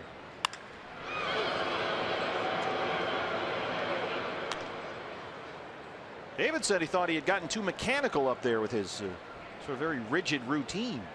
He was throwing off his timing, he said, and this will help reduce the stress on that right wrist as well. Right there. Took a while for Odorizzi to get his grip, but he's got it rolling here. 8 strikeouts in the ball game. He struck out 3 in a row.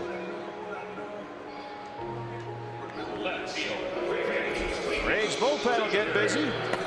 Sturdivant and Evelyn. We've seen them both in this series. Odorizzi sneaking up on 100 pitches. That last delivery was number 93 in the ball game.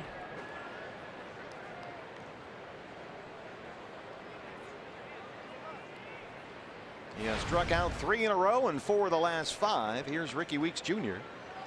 A home run and a single, his 3rd home run of the year back in the 2nd. Opposite field.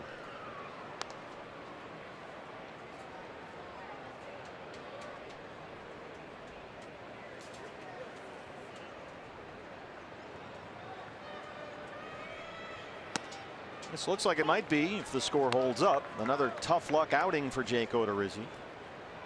He's pitched a lot better than just 2 wins. 2 starts ago held the Yankees to 1 hit in 7 innings, but lost that game 2-1. Today he's got 8 strikeouts, but he's trailing 3-2.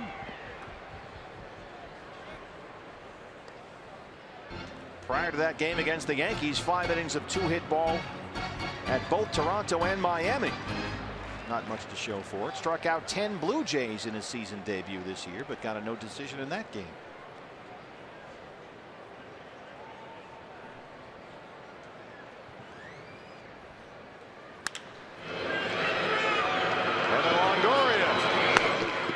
A 1-2-3 inning for Jake Odorizzi. 6th inning all the way. It's still 3-2 D-backs.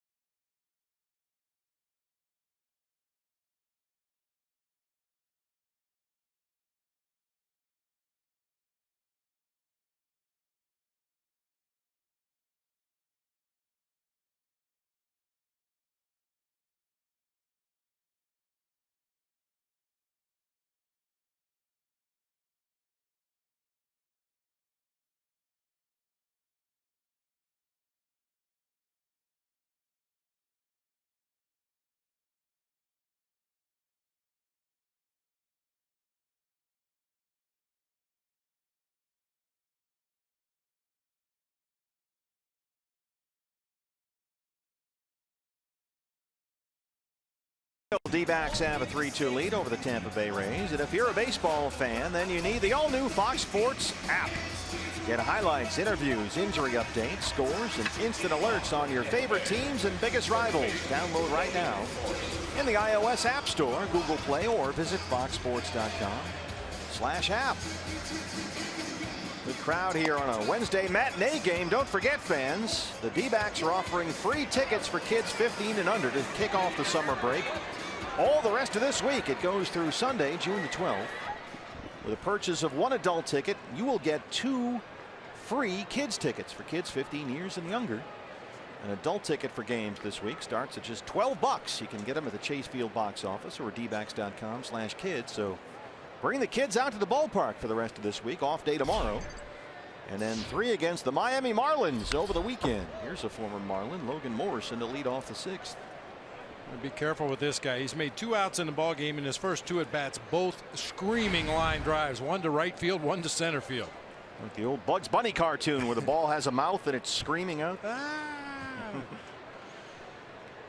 he has barreled up a couple here today, but nothing to show for it. 0 for 2.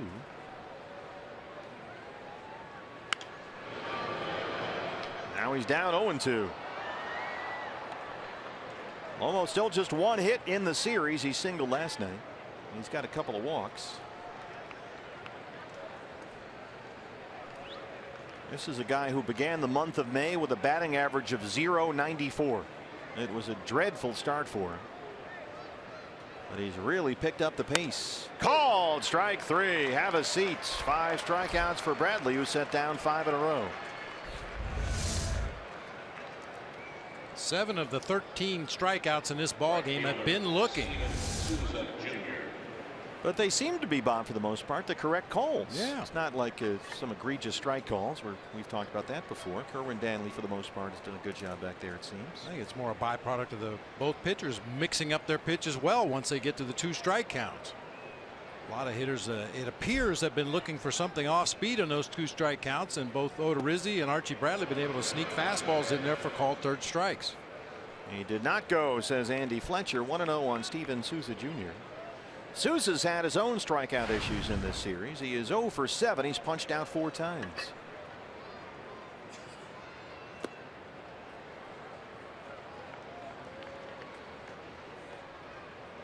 How about a guy like Archie, Bob, who's trying to find that right mix of pitches and when to throw the curveball and when to throw the changeup and how often to throw the fastball? And he's with Chris Herman on this, but can you mix yourself up out there?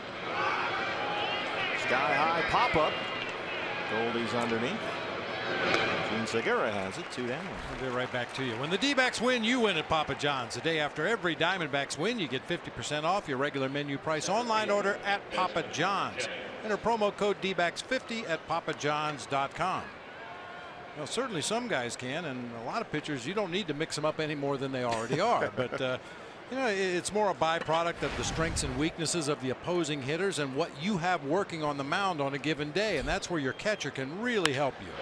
This one is hit hard, left center field, and gone. Desmond Jennings having a terrific series. His 2nd home run in this series, his 5th of the year, and we are tied at 3.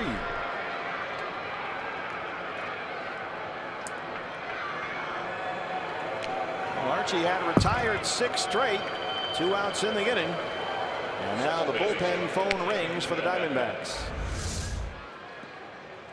3 hits and a homer in the first game of this series. Had a base hit and lined out to Jake Lamb at 3rd base last night, and now another home run to go along with a walk earlier in the ball game today. 101.9 off the bat of Desmond Jennings.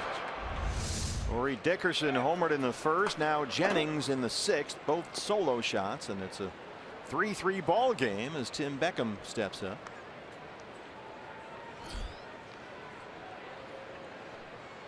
And the Diamondback bullpen is busy. Jake Barrett throwing down there.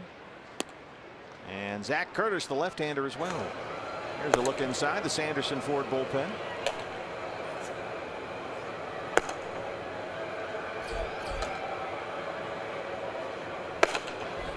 Diamondbacks with 2 left-handers down there now that Edwin Escobar has been moved from the rotation to the relief corps.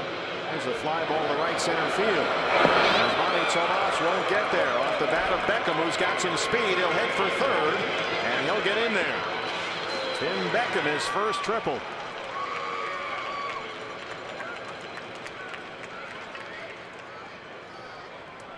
He may have injured himself there.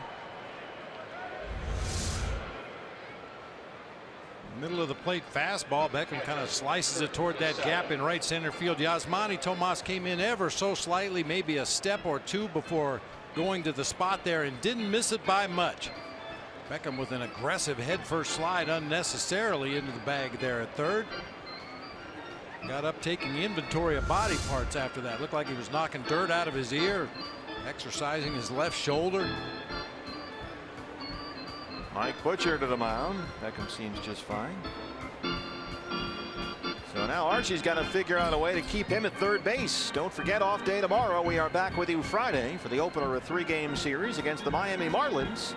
Diamondback Live pregame show comes your way at 6 o'clock. First pitch 6:40. Patrick Corbin on the mound. Justin Nicolino. What's next? Brought to you by CenturyLink. Let's look ahead to that entire series. Still TBD for Saturday's D-back starter. Jose Fernandez, they know who's pitching for them that day. He has been sensational, 9-2 with a 2.29 ERA. And the left-hander who we saw in Miami was very impressive. Adam Conley will pitch Sunday against Robbie Ray. Kurt Casale, the catcher. Beckham at third. He's the go-ahead run. 2 outs. I think that's a big start for Robbie Ray. He really needs to put a good one together, be more efficient with his pitches. Been tough going for Robbie.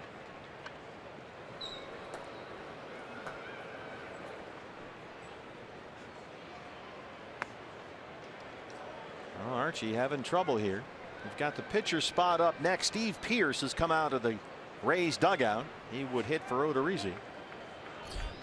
A veteran right-hand hitter. He's been battling elbow problems for a while now. 2-0 on Kurt Casale. In there for a strike. 2-1.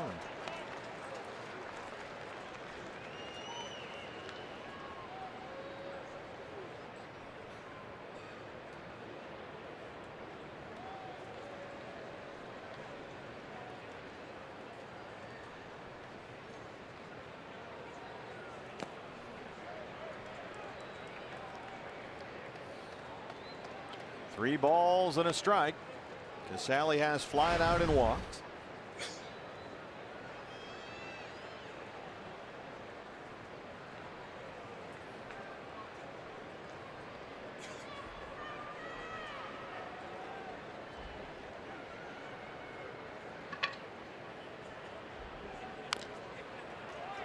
That one got Chris Herman again. Full count, 3-2.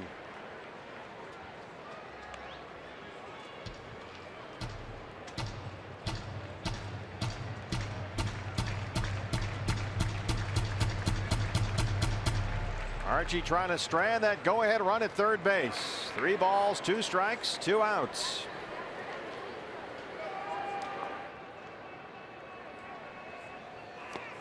He walked him. 4th walk in the ball game issued by Archie Bradley. So they're on the corners now for Tampa Bay. There's Chip Hale. Steve Pearce. He's waiting for Steve Pearce to get announced. And he's going to go get his pitcher. Oh, Bob, it was a day where Archie Bradley clearly did not have his A game, didn't have his best stuff, but for the most part, he really battled. And ideally, if the bullpen can strand those 2 runners, he gets out of this one, giving up only the 3 runs, 2 of those coming on solo homers. So that ends Archie Bradley's day. 3-3 ball game in the 6th. Jake Barrett on his way in. Back after this.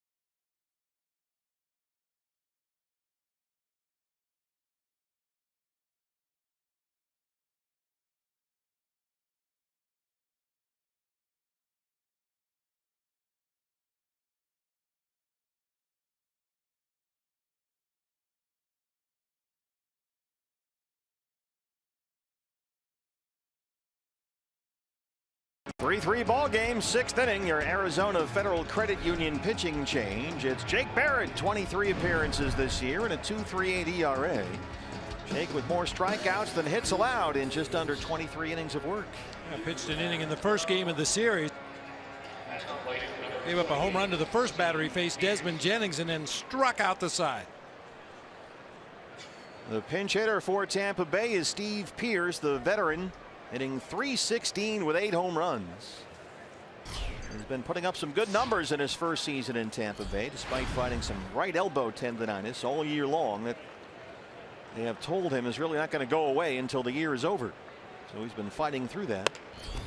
Had 3 hits the other day in their win at Minnesota and has been very productive as of late.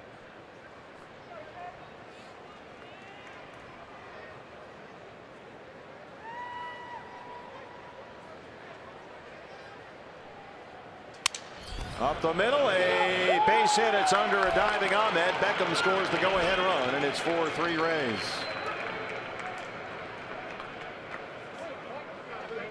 Sounded like a broken bat, just found enough room up the middle.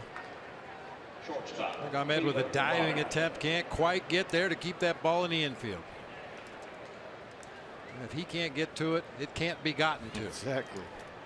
So still some work to do here. The Rays have 2 runs in. The Jennings homer, now the Pearce RBI single. They lead it 4-3. Casale the runner at second, Pearce at first. And here's the leadoff man, Taylor Motter. He's 0 for 2, walked and scored in the third.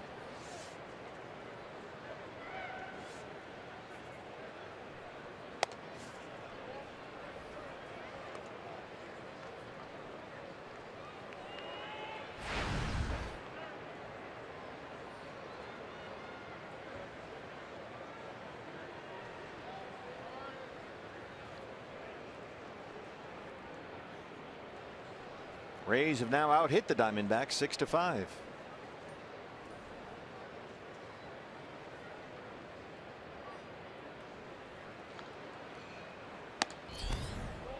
Two and 0.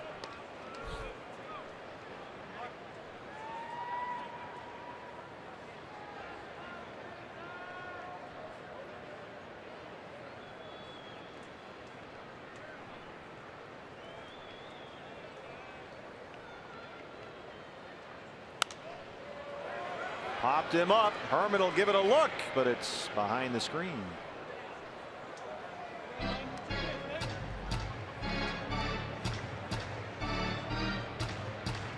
Taylor Motter stuck in a 2 for 24 going into this series. Had a couple of singles and an RBI Monday. 0 for 4 last night. 0 for 2 so far today. Casale at second, Pearce at first.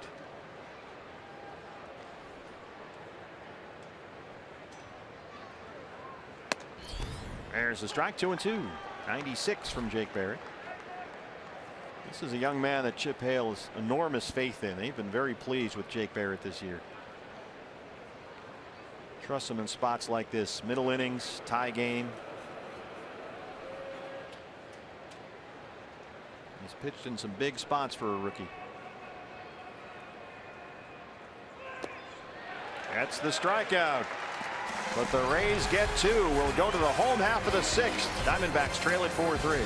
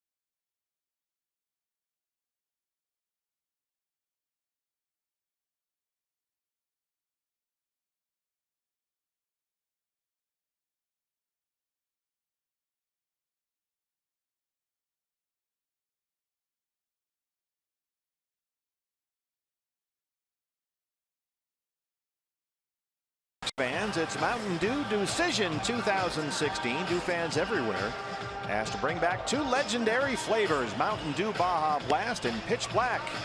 But only one will stay, and you decide. It is the Thunderdome of soft drinks. Vote online today, decision.com.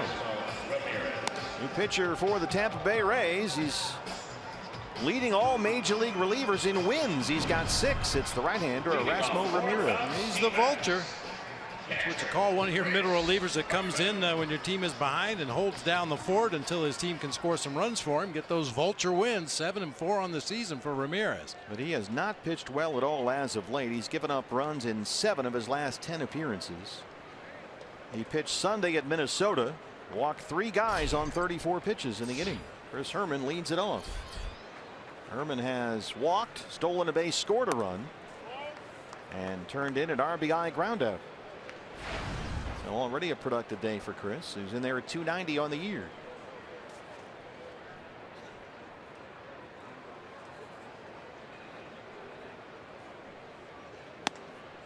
One and one.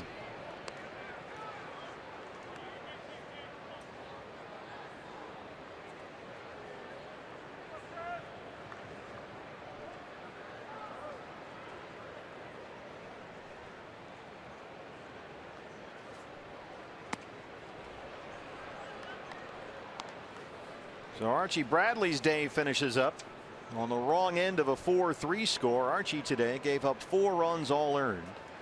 5 hits in 5 2/3. He walked 4, struck out 5, and gave up 2 home runs. Corey Dickerson a solo homer in the 1st, and Desmond Jennings a solo shot in the 6th. Here's Corey Dickerson, the former Rocky. He's played here a lot. 2-2 on Chris Herman. Ramirez gets the strikeout, 1 away.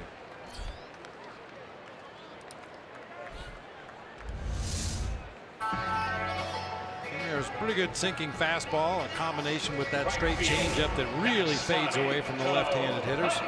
Hey, partner, congratulations are in order for 4 members of our single-A Kane County Cougars that were named to the Midwest League All-Star game. Outfielder Zach Nerriere is going to be a starter in that game. Trevor Mitsui, an infielder. 2 right-handed pitchers, Justin Donatella and Cameron Gann. Get down, ball. There it is, Yasmani Tomas. Talk to it. Well, that's not going to get you too many all-star teams, but it works right there. The Kane County Cougars. Yeah, how about that? 4 all-stars. Nice going, guys. 1 for 3 for Tomas, brings up Nick Ahmed. Nick has been walked intentionally and singled. He's 1 for 1.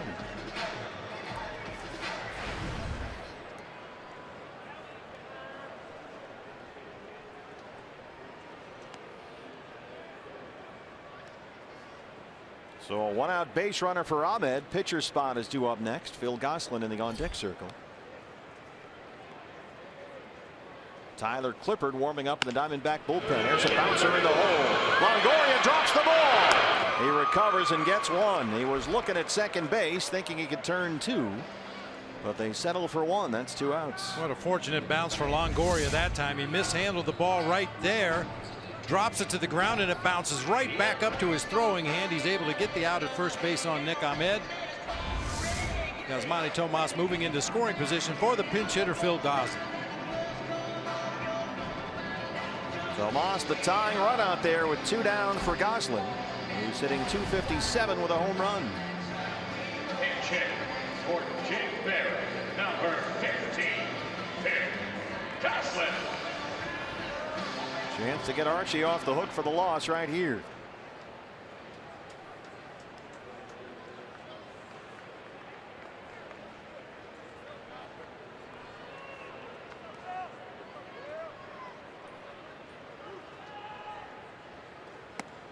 There's the strike, 0-1.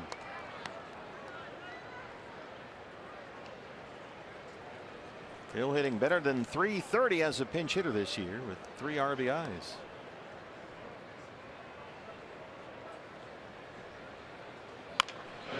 A bouncer to Motter, the shortstop. They strand the runner, and we'll head to the 7th inning. Diamondbacks trail the Rays 4-3.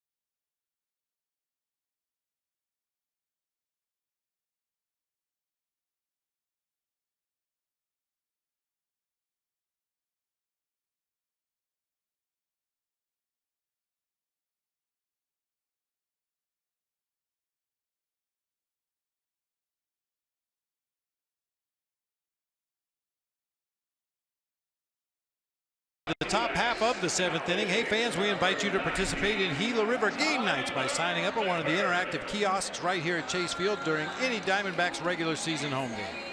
Tell you what, that match 'em up game right there, that is a huge hit here at the ballpark. It really is. People love it. Everybody gets into it.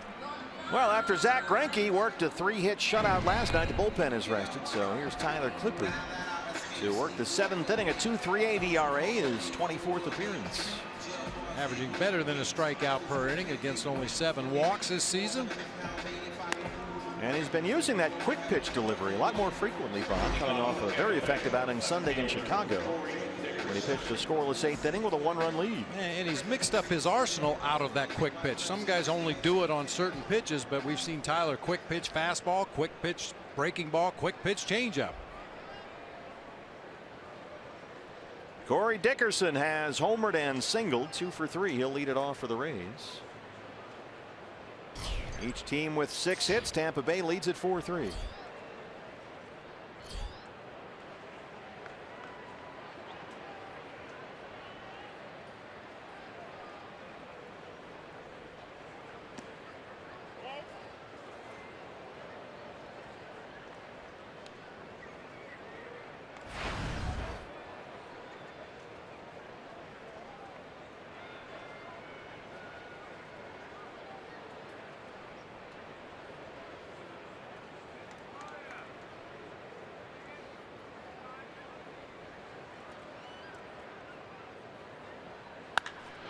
This one is hit high in the air, deep right field. Tomas up the track at the wall, and he will watch it go.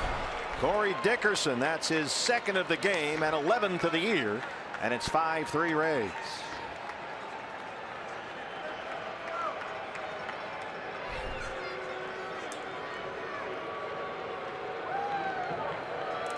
Fourth home run surrendered this year by Tyler Clippard. Ooh, came on a hanging changeup right in the middle of the plate, slightly elevated. That ball was smoked. Osmani Tomas gave it a look, went back to the barrier out there in right field, but clearly no chance on that one. 4th career multi-home run game for Corey Dickerson. And here's Evan Longoria. Longoria had an RBI single in the 3rd. That stretched his hit streak to 11 games. He's 1 for 3.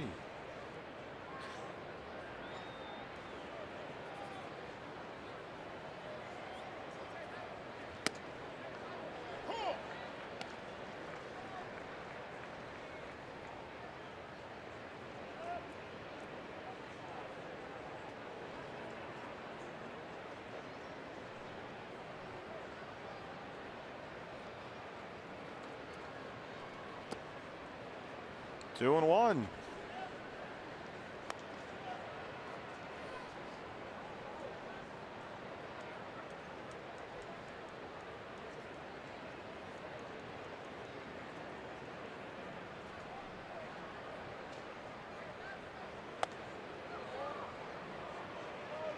Rays have had some great players in their history. Wade Boggs and the crime dog Fred McGriff, and there was that group there, but Longoria has to be the greatest player they've ever had in their brief existence. Part of that World Series team. He had the big walk-off home run a few years ago. This is way up in the air for David Peralta in center field. Got to come in now. One down.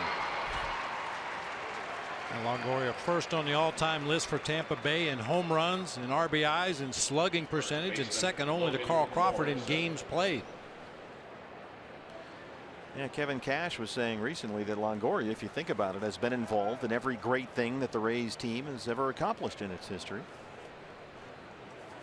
One of the members of their bullpen right now is the right-hander. We saw him the other night. Last night, in fact, Ryan Garten. Here's Logan Morrison. Sky high left center this time. Who wants it? Ricky Weeks Jr.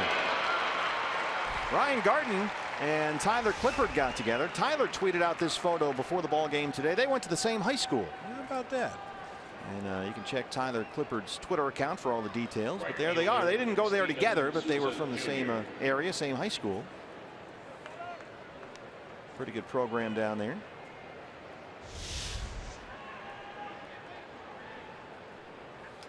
Tyler Clippard out of Newport Richey, Florida.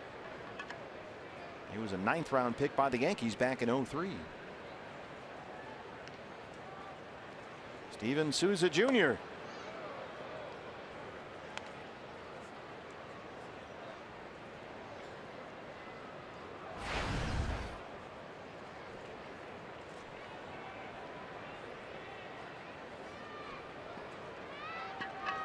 That is J.W. Mitchell High School in Newport Richey, Florida. This is banged into center. 2-out single for Souza. And that'll bring up Desmond Jennings. Center field, Desmond Jennings.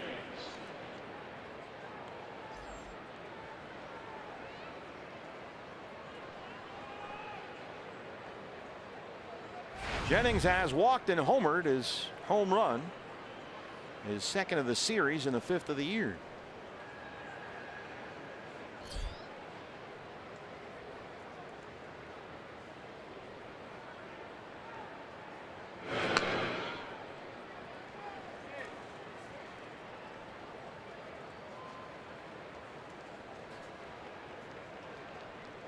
Jennings had the big night Monday in the series opener when he was a triple shy of the cycle. He was on base 4 times, actually. Single, double, homer, walk.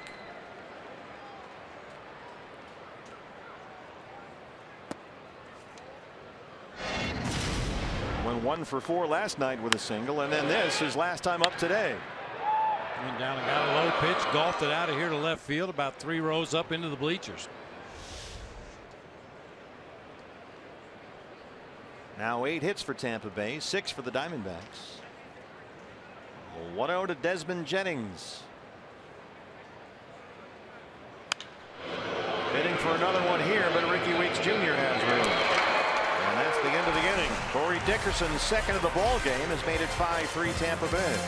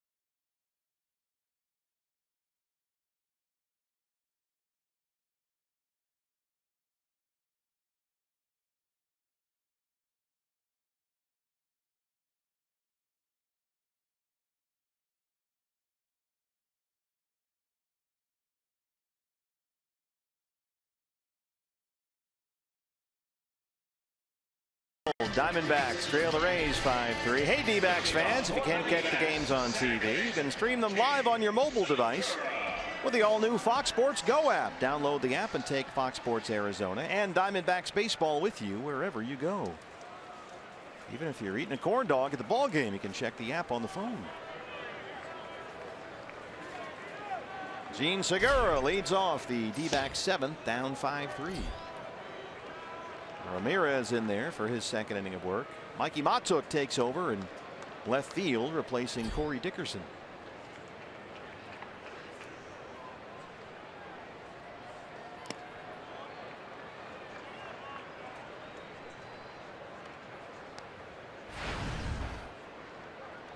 Trying to get Gene Segura going. Back on May 13th, his batting average was better than .350, but since then, last 21 games, he's hit .184. 2 balls and no strikes. Make it 3-0 on Segura.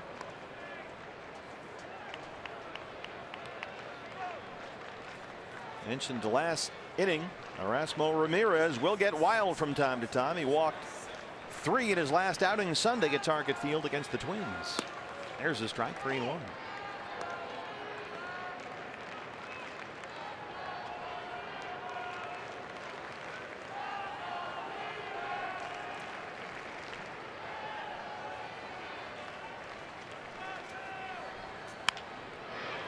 In the hole, Longoria.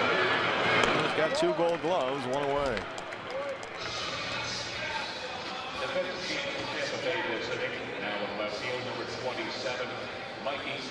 That'll bring up Jake Lamb. And now Jake's had a tough day. 0 for 3, couple of strikeouts.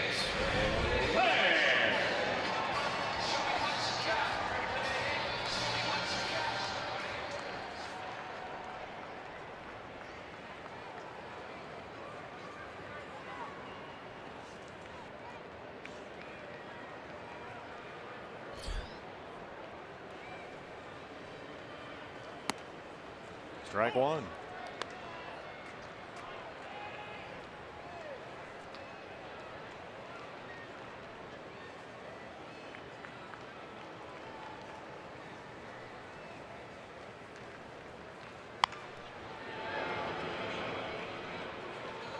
There's James Too Tall Tolar working left field today. Too Tall has that one. Our Golden Glover down the left field line. And working right field today. There he is. Yes, that's Sam No Neck Noriega.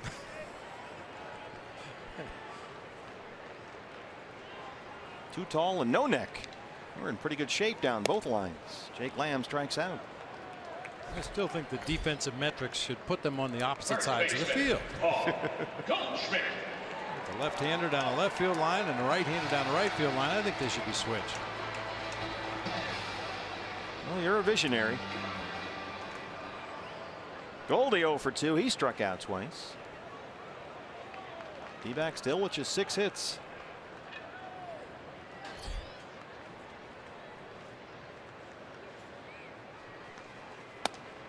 Diamondbacks led the game 2-1 and 3-2, but they trail it 5-3 here with 2 outs in the 7th.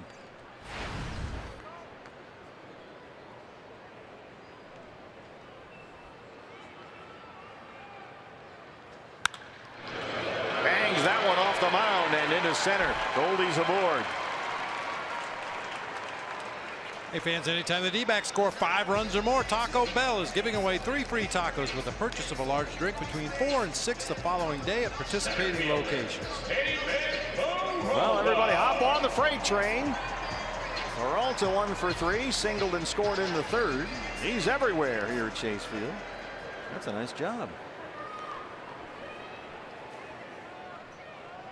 His signature Peralta move.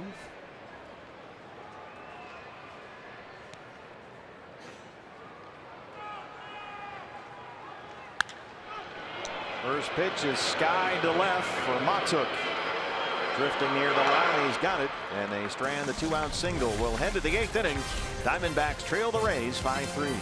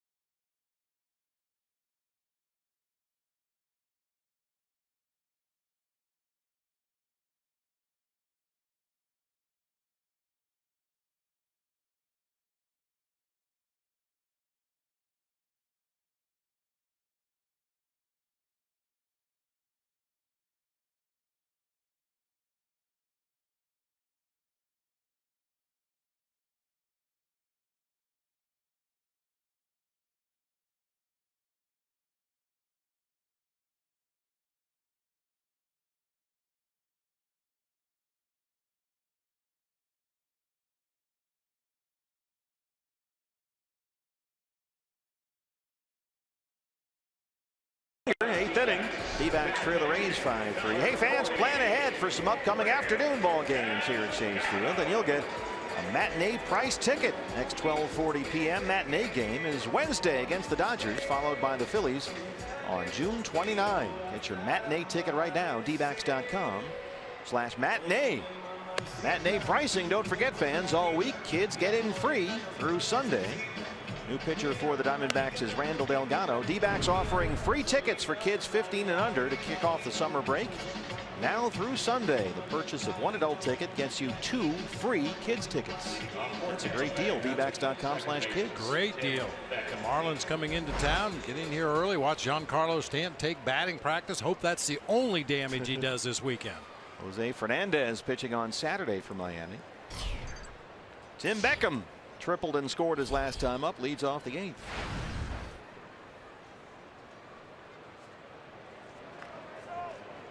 We saw Randall Delgado earlier in this series. He worked 1 2/3 innings Monday against the Rays. And Randall has pitched very well lately. He's given up just 1 run in his last 10 appearances.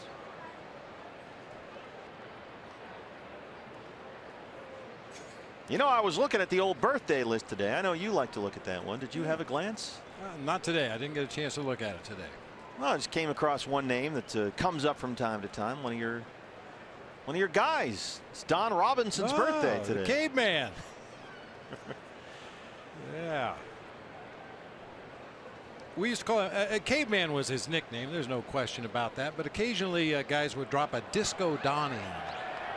Because back in the day, he was very much into that disco music and the disco clothing. And Mike Krukow and I took him to a Grateful Dead concert one time, and about halfway through, he says, "Are they going to play anything I ever heard before?" He wasn't a Dead fan, huh? I don't think so, Donnie.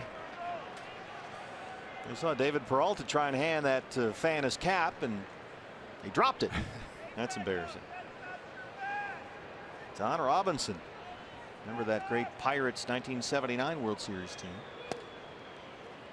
Well, you want to talk about a tough guy too. Donnie Robinson had really bad knees, numerous knee surgeries. He used to pitch with a huge metal brace on his right knee, and one day at Candlestick Park he went out to start warming up before the ball game, and something flared up in that right knee and it started to swell up, so he just went back in the clubhouse, had the team doctor come down and draw the fluid off his knee, put a band-aid on the hole, put the brace back on, went out, finished warming up, and went out and pitched the ball game. Just as tough a guy as you ever want to see. 15 years in the big leagues. Don Robinson last pitched with the 1992 Phillies and the Angels that year as well. He was such a good athlete. After his first year in the big leagues, they sent him to instructional league at the end of the season to play center field. He was that good of a hitter.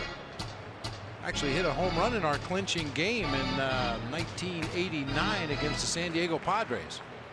Well, he was drafted out of high school in Canova, West Virginia. I don't imagine they listen to a lot of Grateful Dead there. Probably not.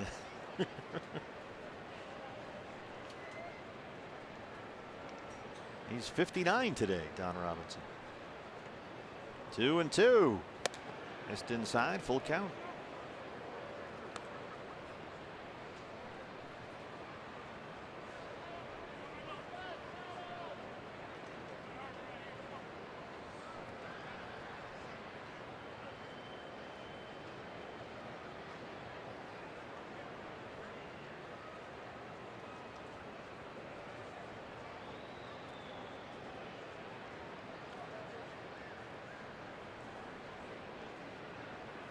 Bullpen will get busy again for the Diamondbacks. Zach Curtis has started throwing one more time. 3-2 to Tim Beckham. That's in the seats and out of play. I still think back to the moves that Al Rosen made at the trade deadline in 1987. We picked up 3/5 of a starting rotation, a left-handed specialist, and an all-star third baseman. All at the deadline. Rick Russell, Don Robinson, Dave Dravecky, the 3 starting pitchers. Craig Lefferts, a lefty specialist out of the bullpen, and Kevin Mitchell. Whew.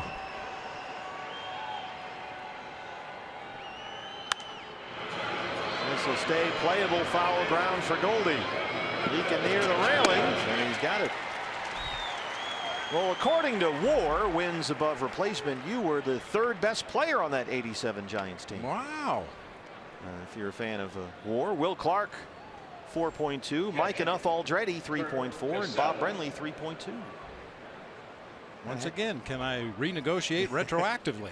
That had you ahead of Jose Uribe, Kevin Mitchell, Candy Maldonado, Chris Spire, Atlee Hammaker, Kelly Downs on that team, Dave Dravecky. Kurt Casale has walked twice. He's 0 for 1. Yeah, what a nice year in 1987. 18 homers, drove in 51. Yeah, combined with Bob Melvin, who was my catching partner in 1987, you add our numbers together, we had a heck of a year. Well, Bomel hit a .199, but he homered 11 times. Yeah.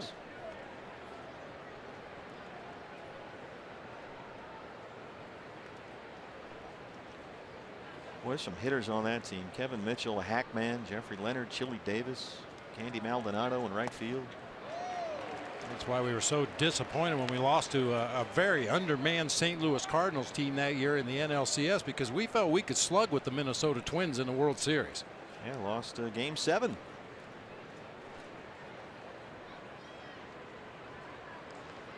Six nothing Game 7. Danny Cox beat Atlee Hammaker. Popped him up. That's going to get in the seats. And then we had to sit in the hotel right across the street from the ballpark and listen to the Cardinal fans celebrating all night long. Well, they're very polite, right? That's what I always hear. Well, they weren't rude, but certainly was tough to listen to. You homered in that National League Championship Series. Yeah, against Danny Cox. He did not go, Andy Fletcher. 2-2 on Casale. Unfortunately, Danny Cox didn't hold it against me. He's got a nice piece of land outside of St. Louis with a big old lake on it, and let some of the guys go over there and go fishing from time to time, use his boat and everything.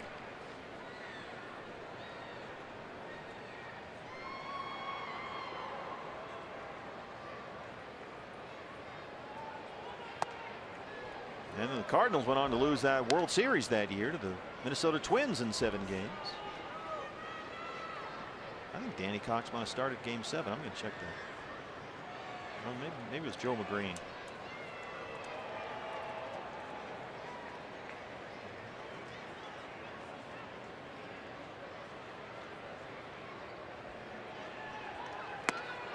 Randall Delgado wins the battle. Good changeup that time from Randall, a pitch that he doesn't use that often. He's basically a fastball curveball guy, but nice changeup right there. Gets Casale way out in front. And Joe McGreen did start Game 7 of the World Series that year at the Homer Dome, but Cox came on in relief and ended up getting the loss in that game, Game 7. Here's Nick Franklin.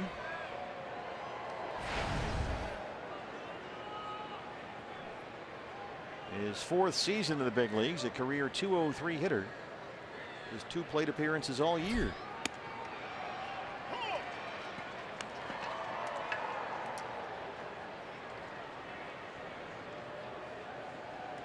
Nick Franklin, a first-round pick by Seattle in the '09 draft. He was dealt at the deadline 2 years ago, part of a 3-team trade that sent David Price to the Detroit Tigers.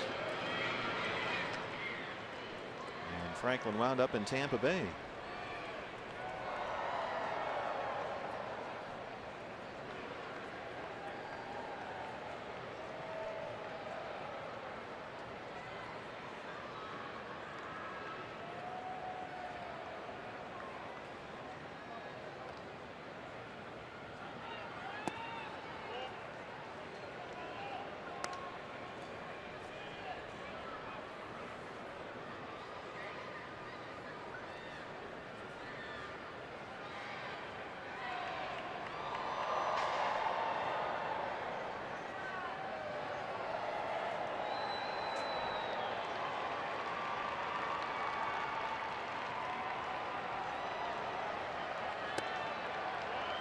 Delgado behind 3-1.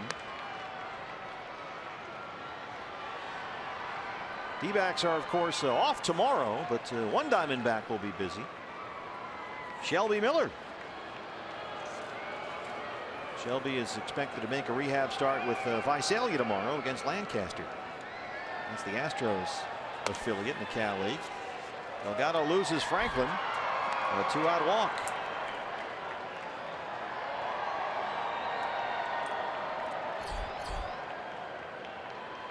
Diamondback Live post-game show coming up after our ball game. Shortstop, Taylor Motter. Taylor Motter now, the leadoff man. He walked and scored in the third. He's 0 for 3.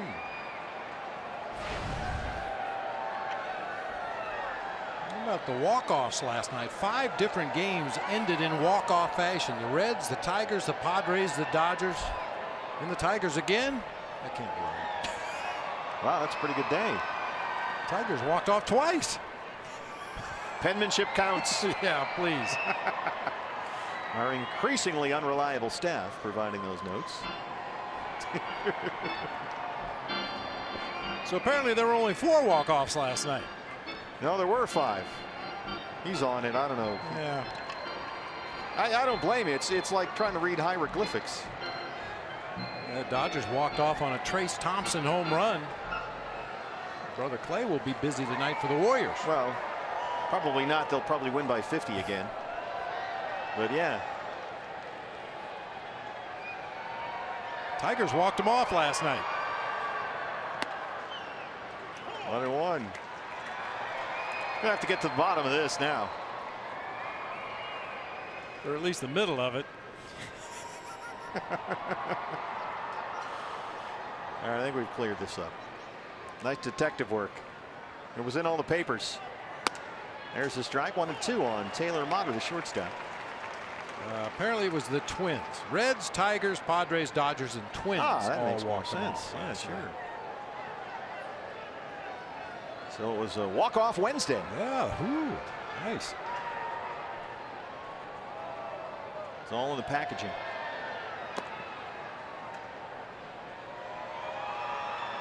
Well, Randall Delgado so far 23 pitches and more balls than strikes for Randall. He's already walked 1.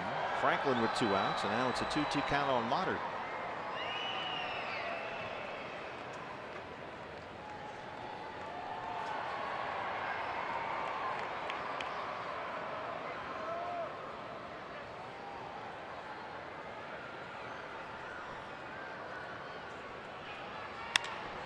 Fly ball center field, David Peralta. And the Delgado strands the 2-out walk.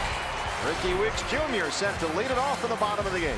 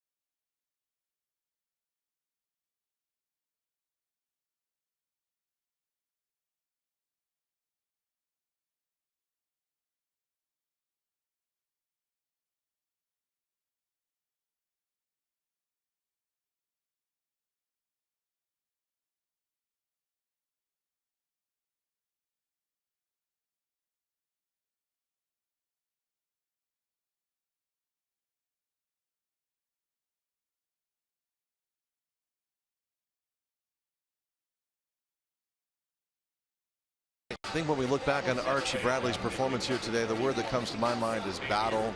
Another one is struggle. How about you? Yeah, not what we saw his last 2 outings. Definitely struggled with his command today. We'll break down his outing and show you exactly how the Rays were able to get to him. All right, that's all coming up after this game. Still plenty of game left, though, so back to the booth. Steve Fume and Bob Brennan, guys, take it away. We'll see you with D-Backs Live the moment this game ends. Thanks, guys. Look forward to that. Bottom 8 coming up. New pitcher for the Rays. We saw him in the ball game Monday. He got 4 outs for Tampa Bay. The left-hander Xavier Cedeno, a 3.57 ERA, his 24th appearance. Ricky Weeks Jr., Chris Herman, Yasmani Tomas, 5, 6, and 7 due up in the Arizona 8th. D-backs have been out hit 8-7. They trail at 5-3. Weeks homered back in the second, his 3rd of the year. Up and in, ball 1.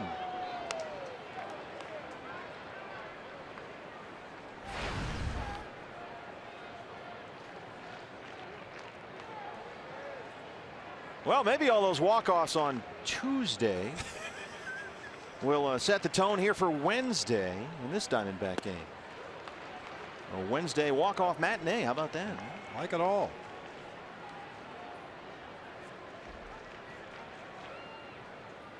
I really dig the red helmet, red hat with the red shirt look.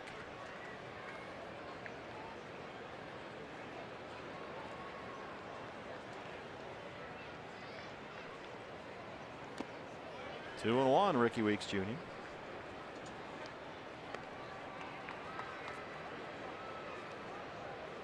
Well, Xavier Cedeno is in no hurry.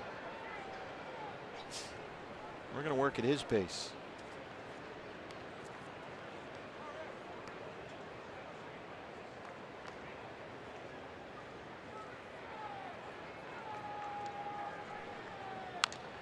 Two and 2.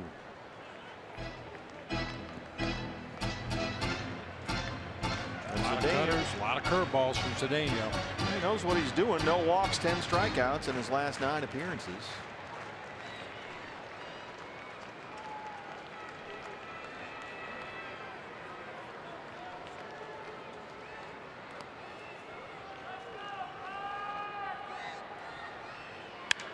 Ricky Weeks hits that one out to Matuk in left center, and he's got it. That one almost got to the wall.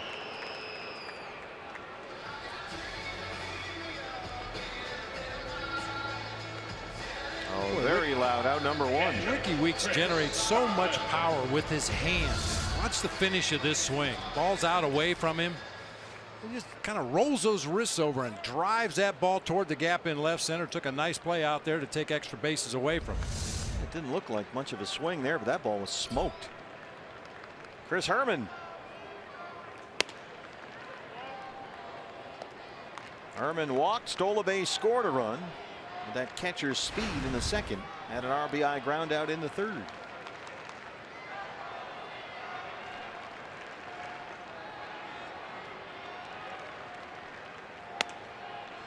This is Chris's 23rd start of the season.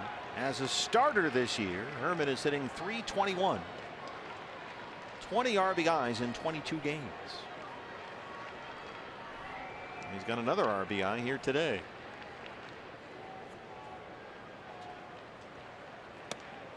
Good take there. 2 balls and 1 strike.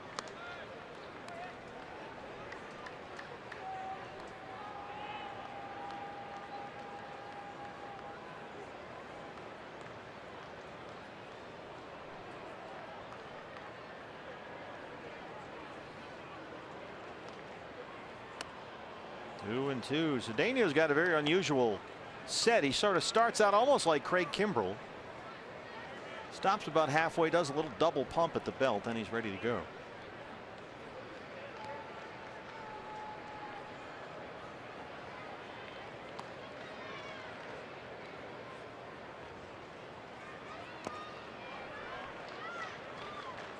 Full count, 3 and 2. Yasmani Tomas on deck. Boy, this is just a stroll through the park. No rush. I'll get to it whenever.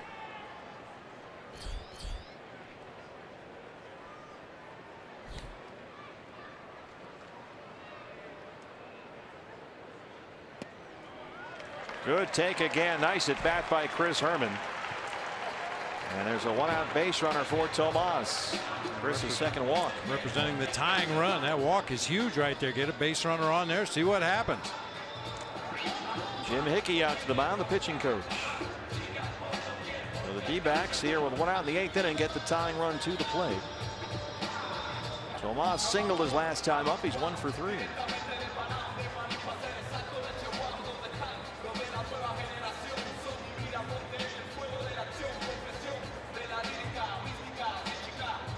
Brad Ziegler has started warming up in the Diamondback bullpen. Here's Garvin Alston, the bullpen coach, right by the phone. A chance for Tomas.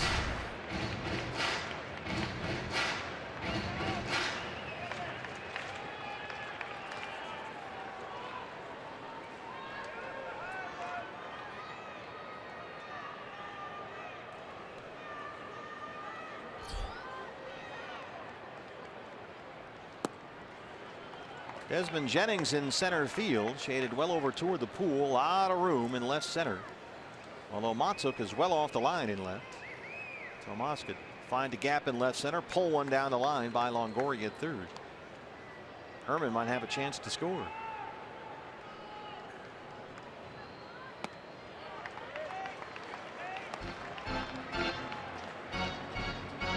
Two balls, no strikes. Yasmani 2 hits in the series, both singles. He's punched out 5 times.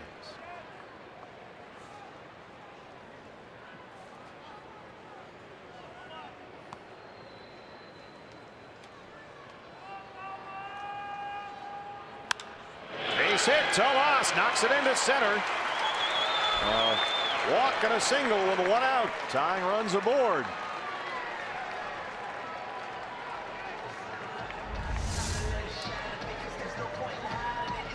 Cutter that just stayed up and out over the plate for Yasmani Tomas. Took it right back where it came from. Line drive into center field.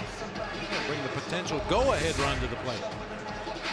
And the person of Nick Ahmed, the shortstop.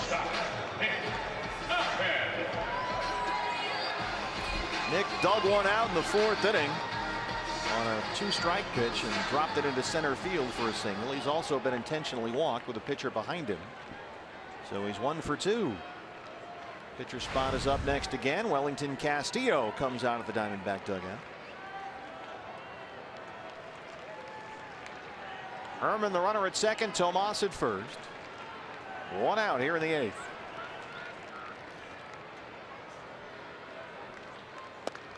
Ball 1.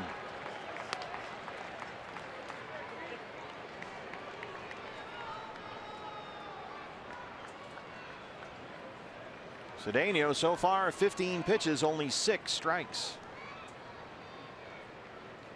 And he's working at a pace that would indicate he's getting paid by the hour. Right to Longoria. A big time hang with him for Nick Ahmed. Ends the 8th inning. It stays 5-3 Tampa Bay.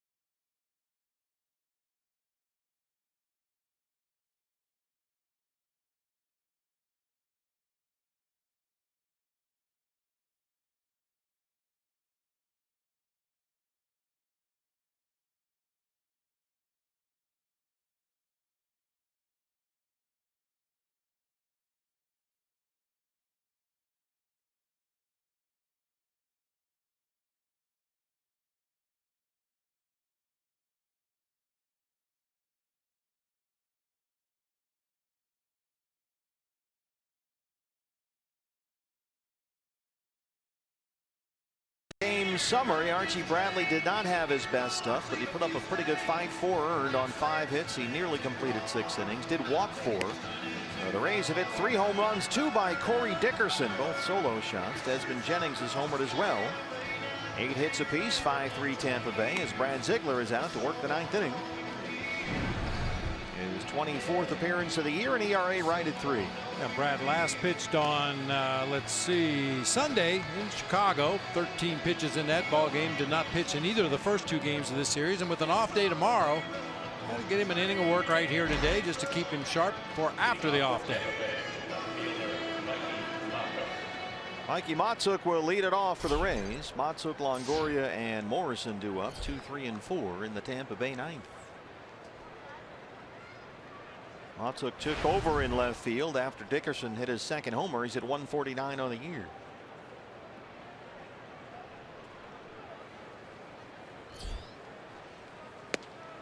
Ball 1. Matsuk 0 for 3 last night. He had 2 hits in Monday's series opener.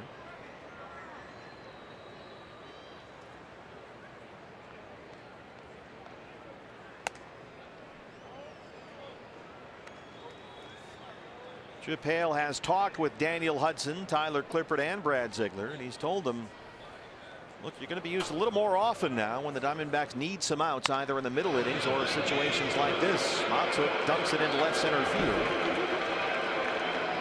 There's a leadoff single.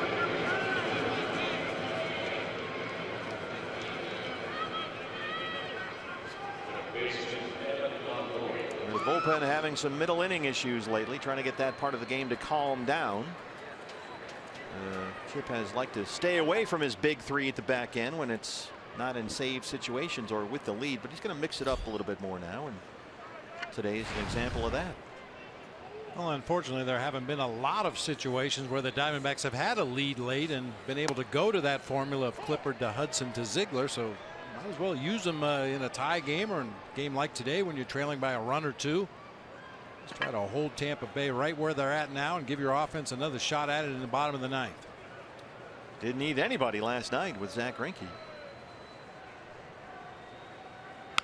That one is bounced foul by a diving Jake Lamb, and right to too tall Tolar, who recovers nicely to make the stop.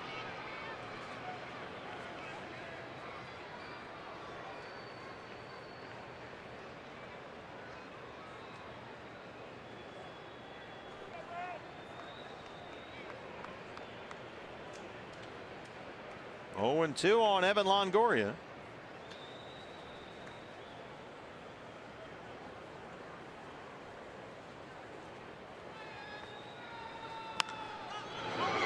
Sky high center field, David Peralta.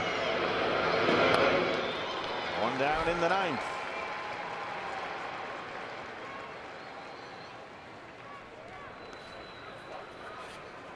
First baseman Logan Morrison.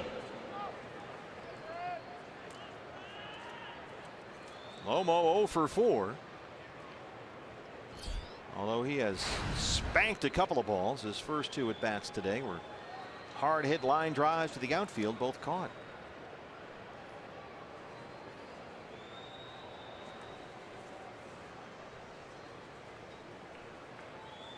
Shift is on against Morrison. There's strike 1.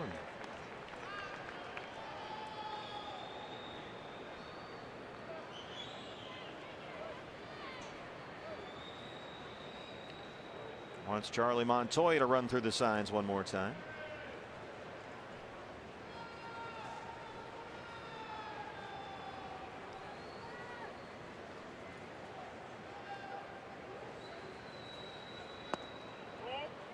One and one.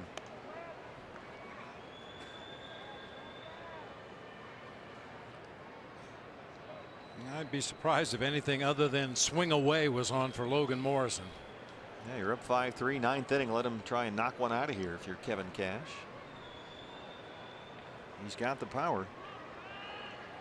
7 homers all in the last 20 games for Lomo. That one is right behind Rocco Baldelli coaching at first. And no neck Noriega. Ooh. Tough off. Yeah. Asmani's going to have to clean up that one. Sam Noriega working right field today. A lot of side English as that ball came off the wall. Watch this bounce. Boing, right over the right shoulder. I think that goes to your theory about you got the wrong guy on the wrong hand, the wrong side. Left-hander down that line. He probably makes that play. Didn't go to the glove side that time. 2-2 to Logan Morrison.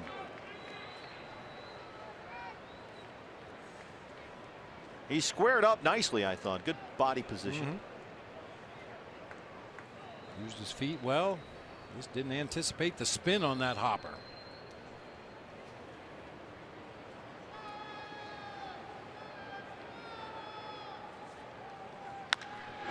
Here's another hopper. Gene Segura from the outfield grass. Matzuk moves into second, 2 outs.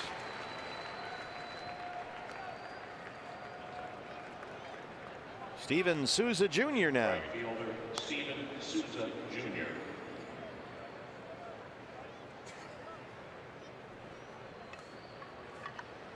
Singled his last time up, 1 for 4. His only hit in the series.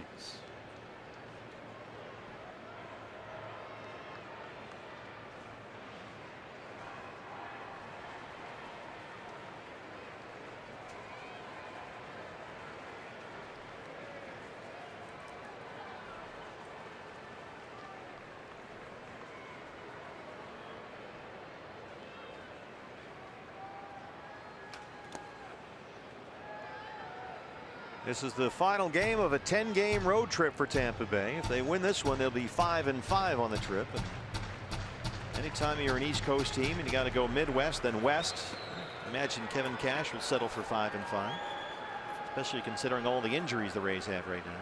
Yeah, the Rays will go home and have an off day tomorrow, and then a 3-game series with Houston, another off day, then 3 with Seattle, 3 with San Francisco after that. They are right now without several key members of the offense. Their Gold Glove center fielder Kevin Kiermaier has a broken hand. Logan Forsythe, their second baseman, he's been out since May 10th with a fracture in his left shoulder. They had to put Brandon Geyer on the DL with a left hamstring over the weekend. They're beat up right now.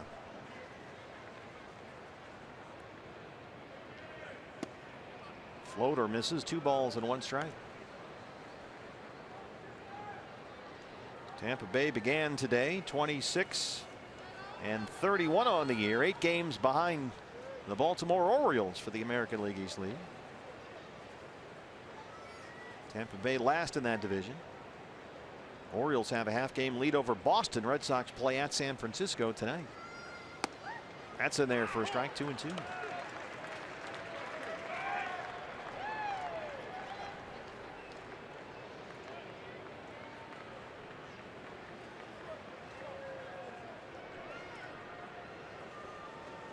Baltimore is hosting Kansas City again at Camden Yards after their brouhaha yesterday.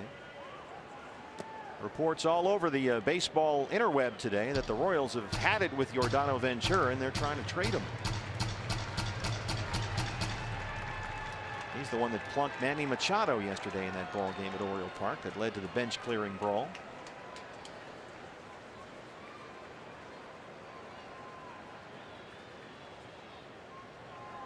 That giant Red Sox game tonight. David Price versus Madison Bumgarner. Kenta Maeda on the mound for the Dodgers tonight. They're hosting Colorado. And the Padres right now trailing Atlanta. 3rd inning at Petco Park. 3-2 to Steven Souza Jr. This is headed for the left field corner. That is a foul ball. Too tall Tolar. That one ate him up. He was a little too tall on that one. Tried to smother it on the short hop. Hey, look up in the stands. Try to no-look play right there. Tell you what, that's a big league attempt right there. The no-look backhander on the short hop. But again, because his glove is on the wrong side, as you correctly pointed out, he had to kind of play that from behind. I have to address that on the off day tomorrow. The Golden Glover's out here and get some work in.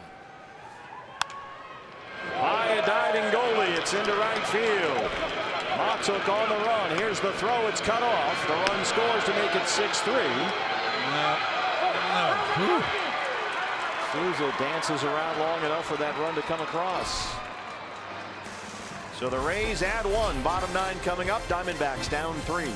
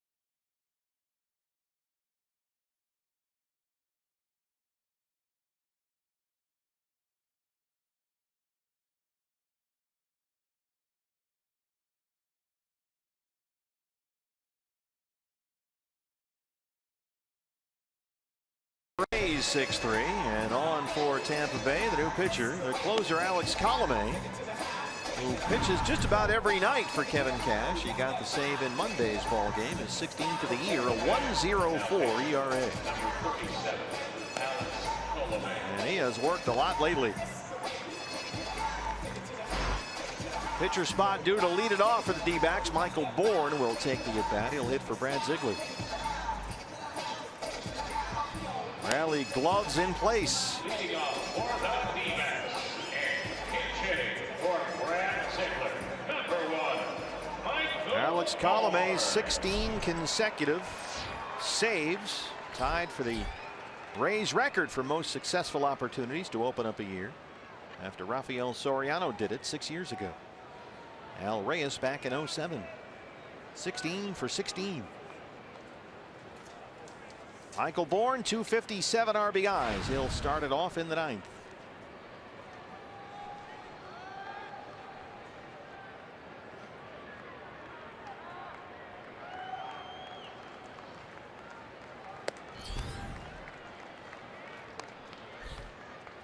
Michael started the first 2 games in this series, went 0 for 8, walked and scored a run last night.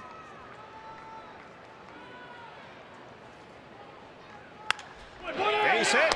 Good start for the Diamondbacks. A single to left center. And Bourne's aboard.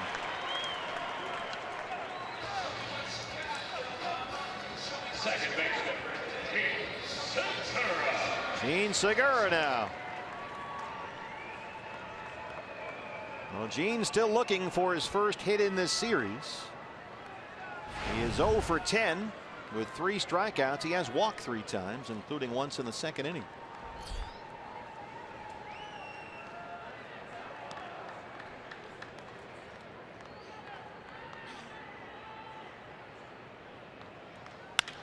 Up the middle, under the glove, and it's into center field. Bourne's in at third.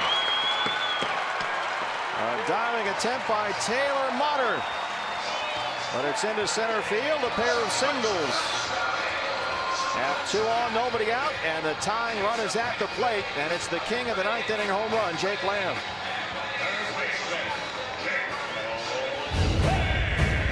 Jake has a knack for this kind of stuff, Bob. April 18th against the Giants. Sent that game to extra innings.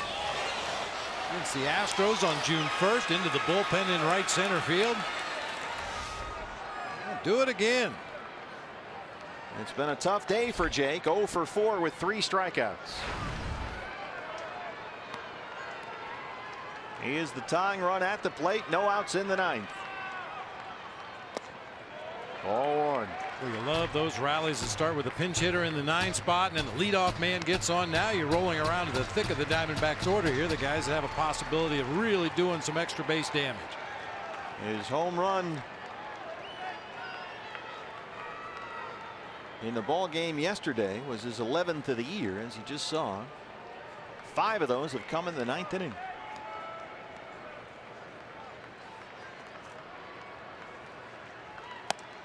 Just inside, 2-0.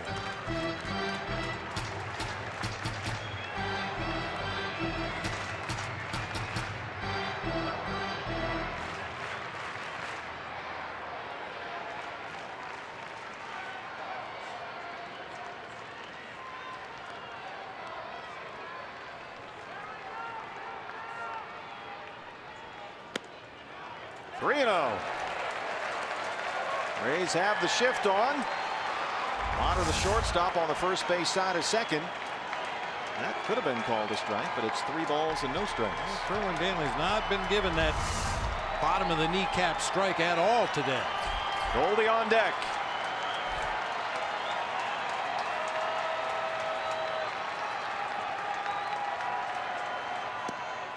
He's walked Lamb, and they are loaded. Here comes Paul Goldschmidt.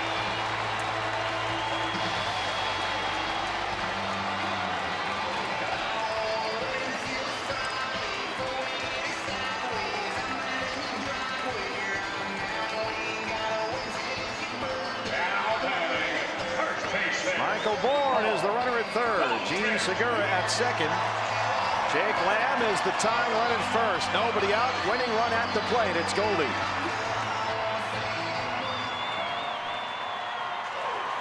He singled his last time up, 1 for 4. Coming off a 3-hit game last night, including a home run.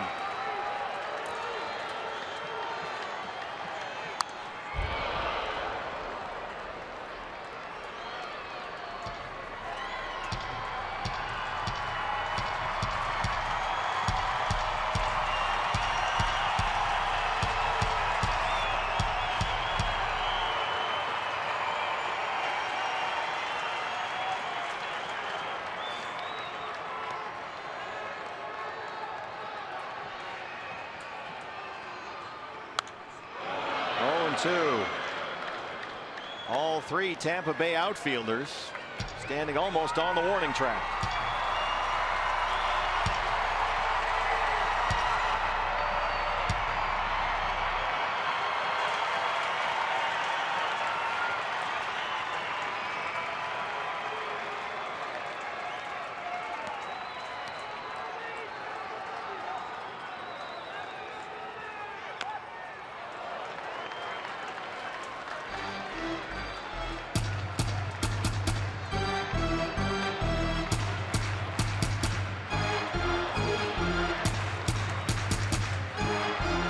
Colome has not blown a save all year, but he's opened up this 9th inning. Single walk. And the winning run is at the plate with nobody out. 0-2 on Goldie.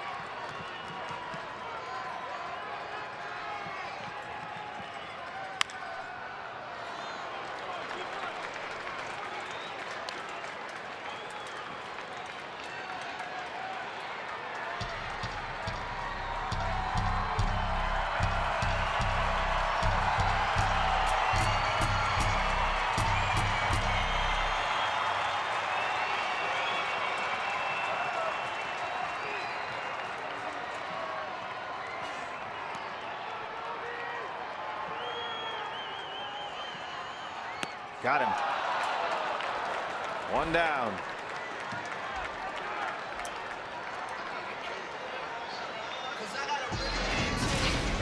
Here's how Colome went after Goldie. Fastball outside corner of the plate, fouled away. A hanging breaking ball that was off the plate, but too tempting. Goldie just staying alive in the at bat here, fouling off pitch after pitch away from him, and Colome eventually throws one over in the left-handed batter's box, and Goldie could not hold up. David Peralta singled and scored in the 3rd, 1 for 4.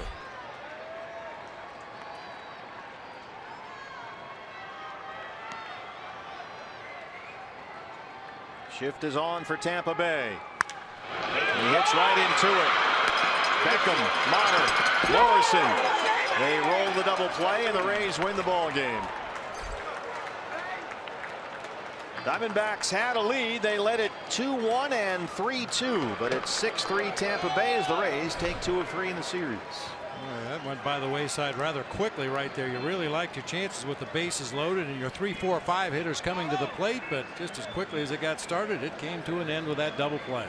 10 hits apiece. It's a 6-3 final. Joe Borowski standing by for Diamondback Live, the post-game show with Todd Walsh. Todd. Steve, thank you very much. And Joe, that is a kick in the gut to the Arizona Diamondbacks. As Steve just mentioned, 2 leads they let slip away. You got the tying run on base and the heart of your order up in the bottom of the 9th. Yeah, you couldn't script it any better right there in the bottom of the 9th.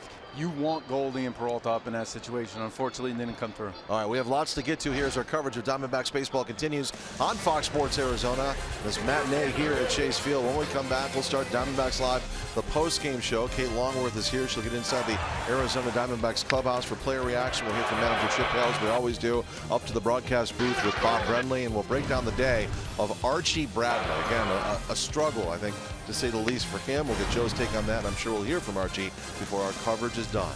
Diamondbacks Live around the corner after the 6-3 loss to the Tampa Bay Rays.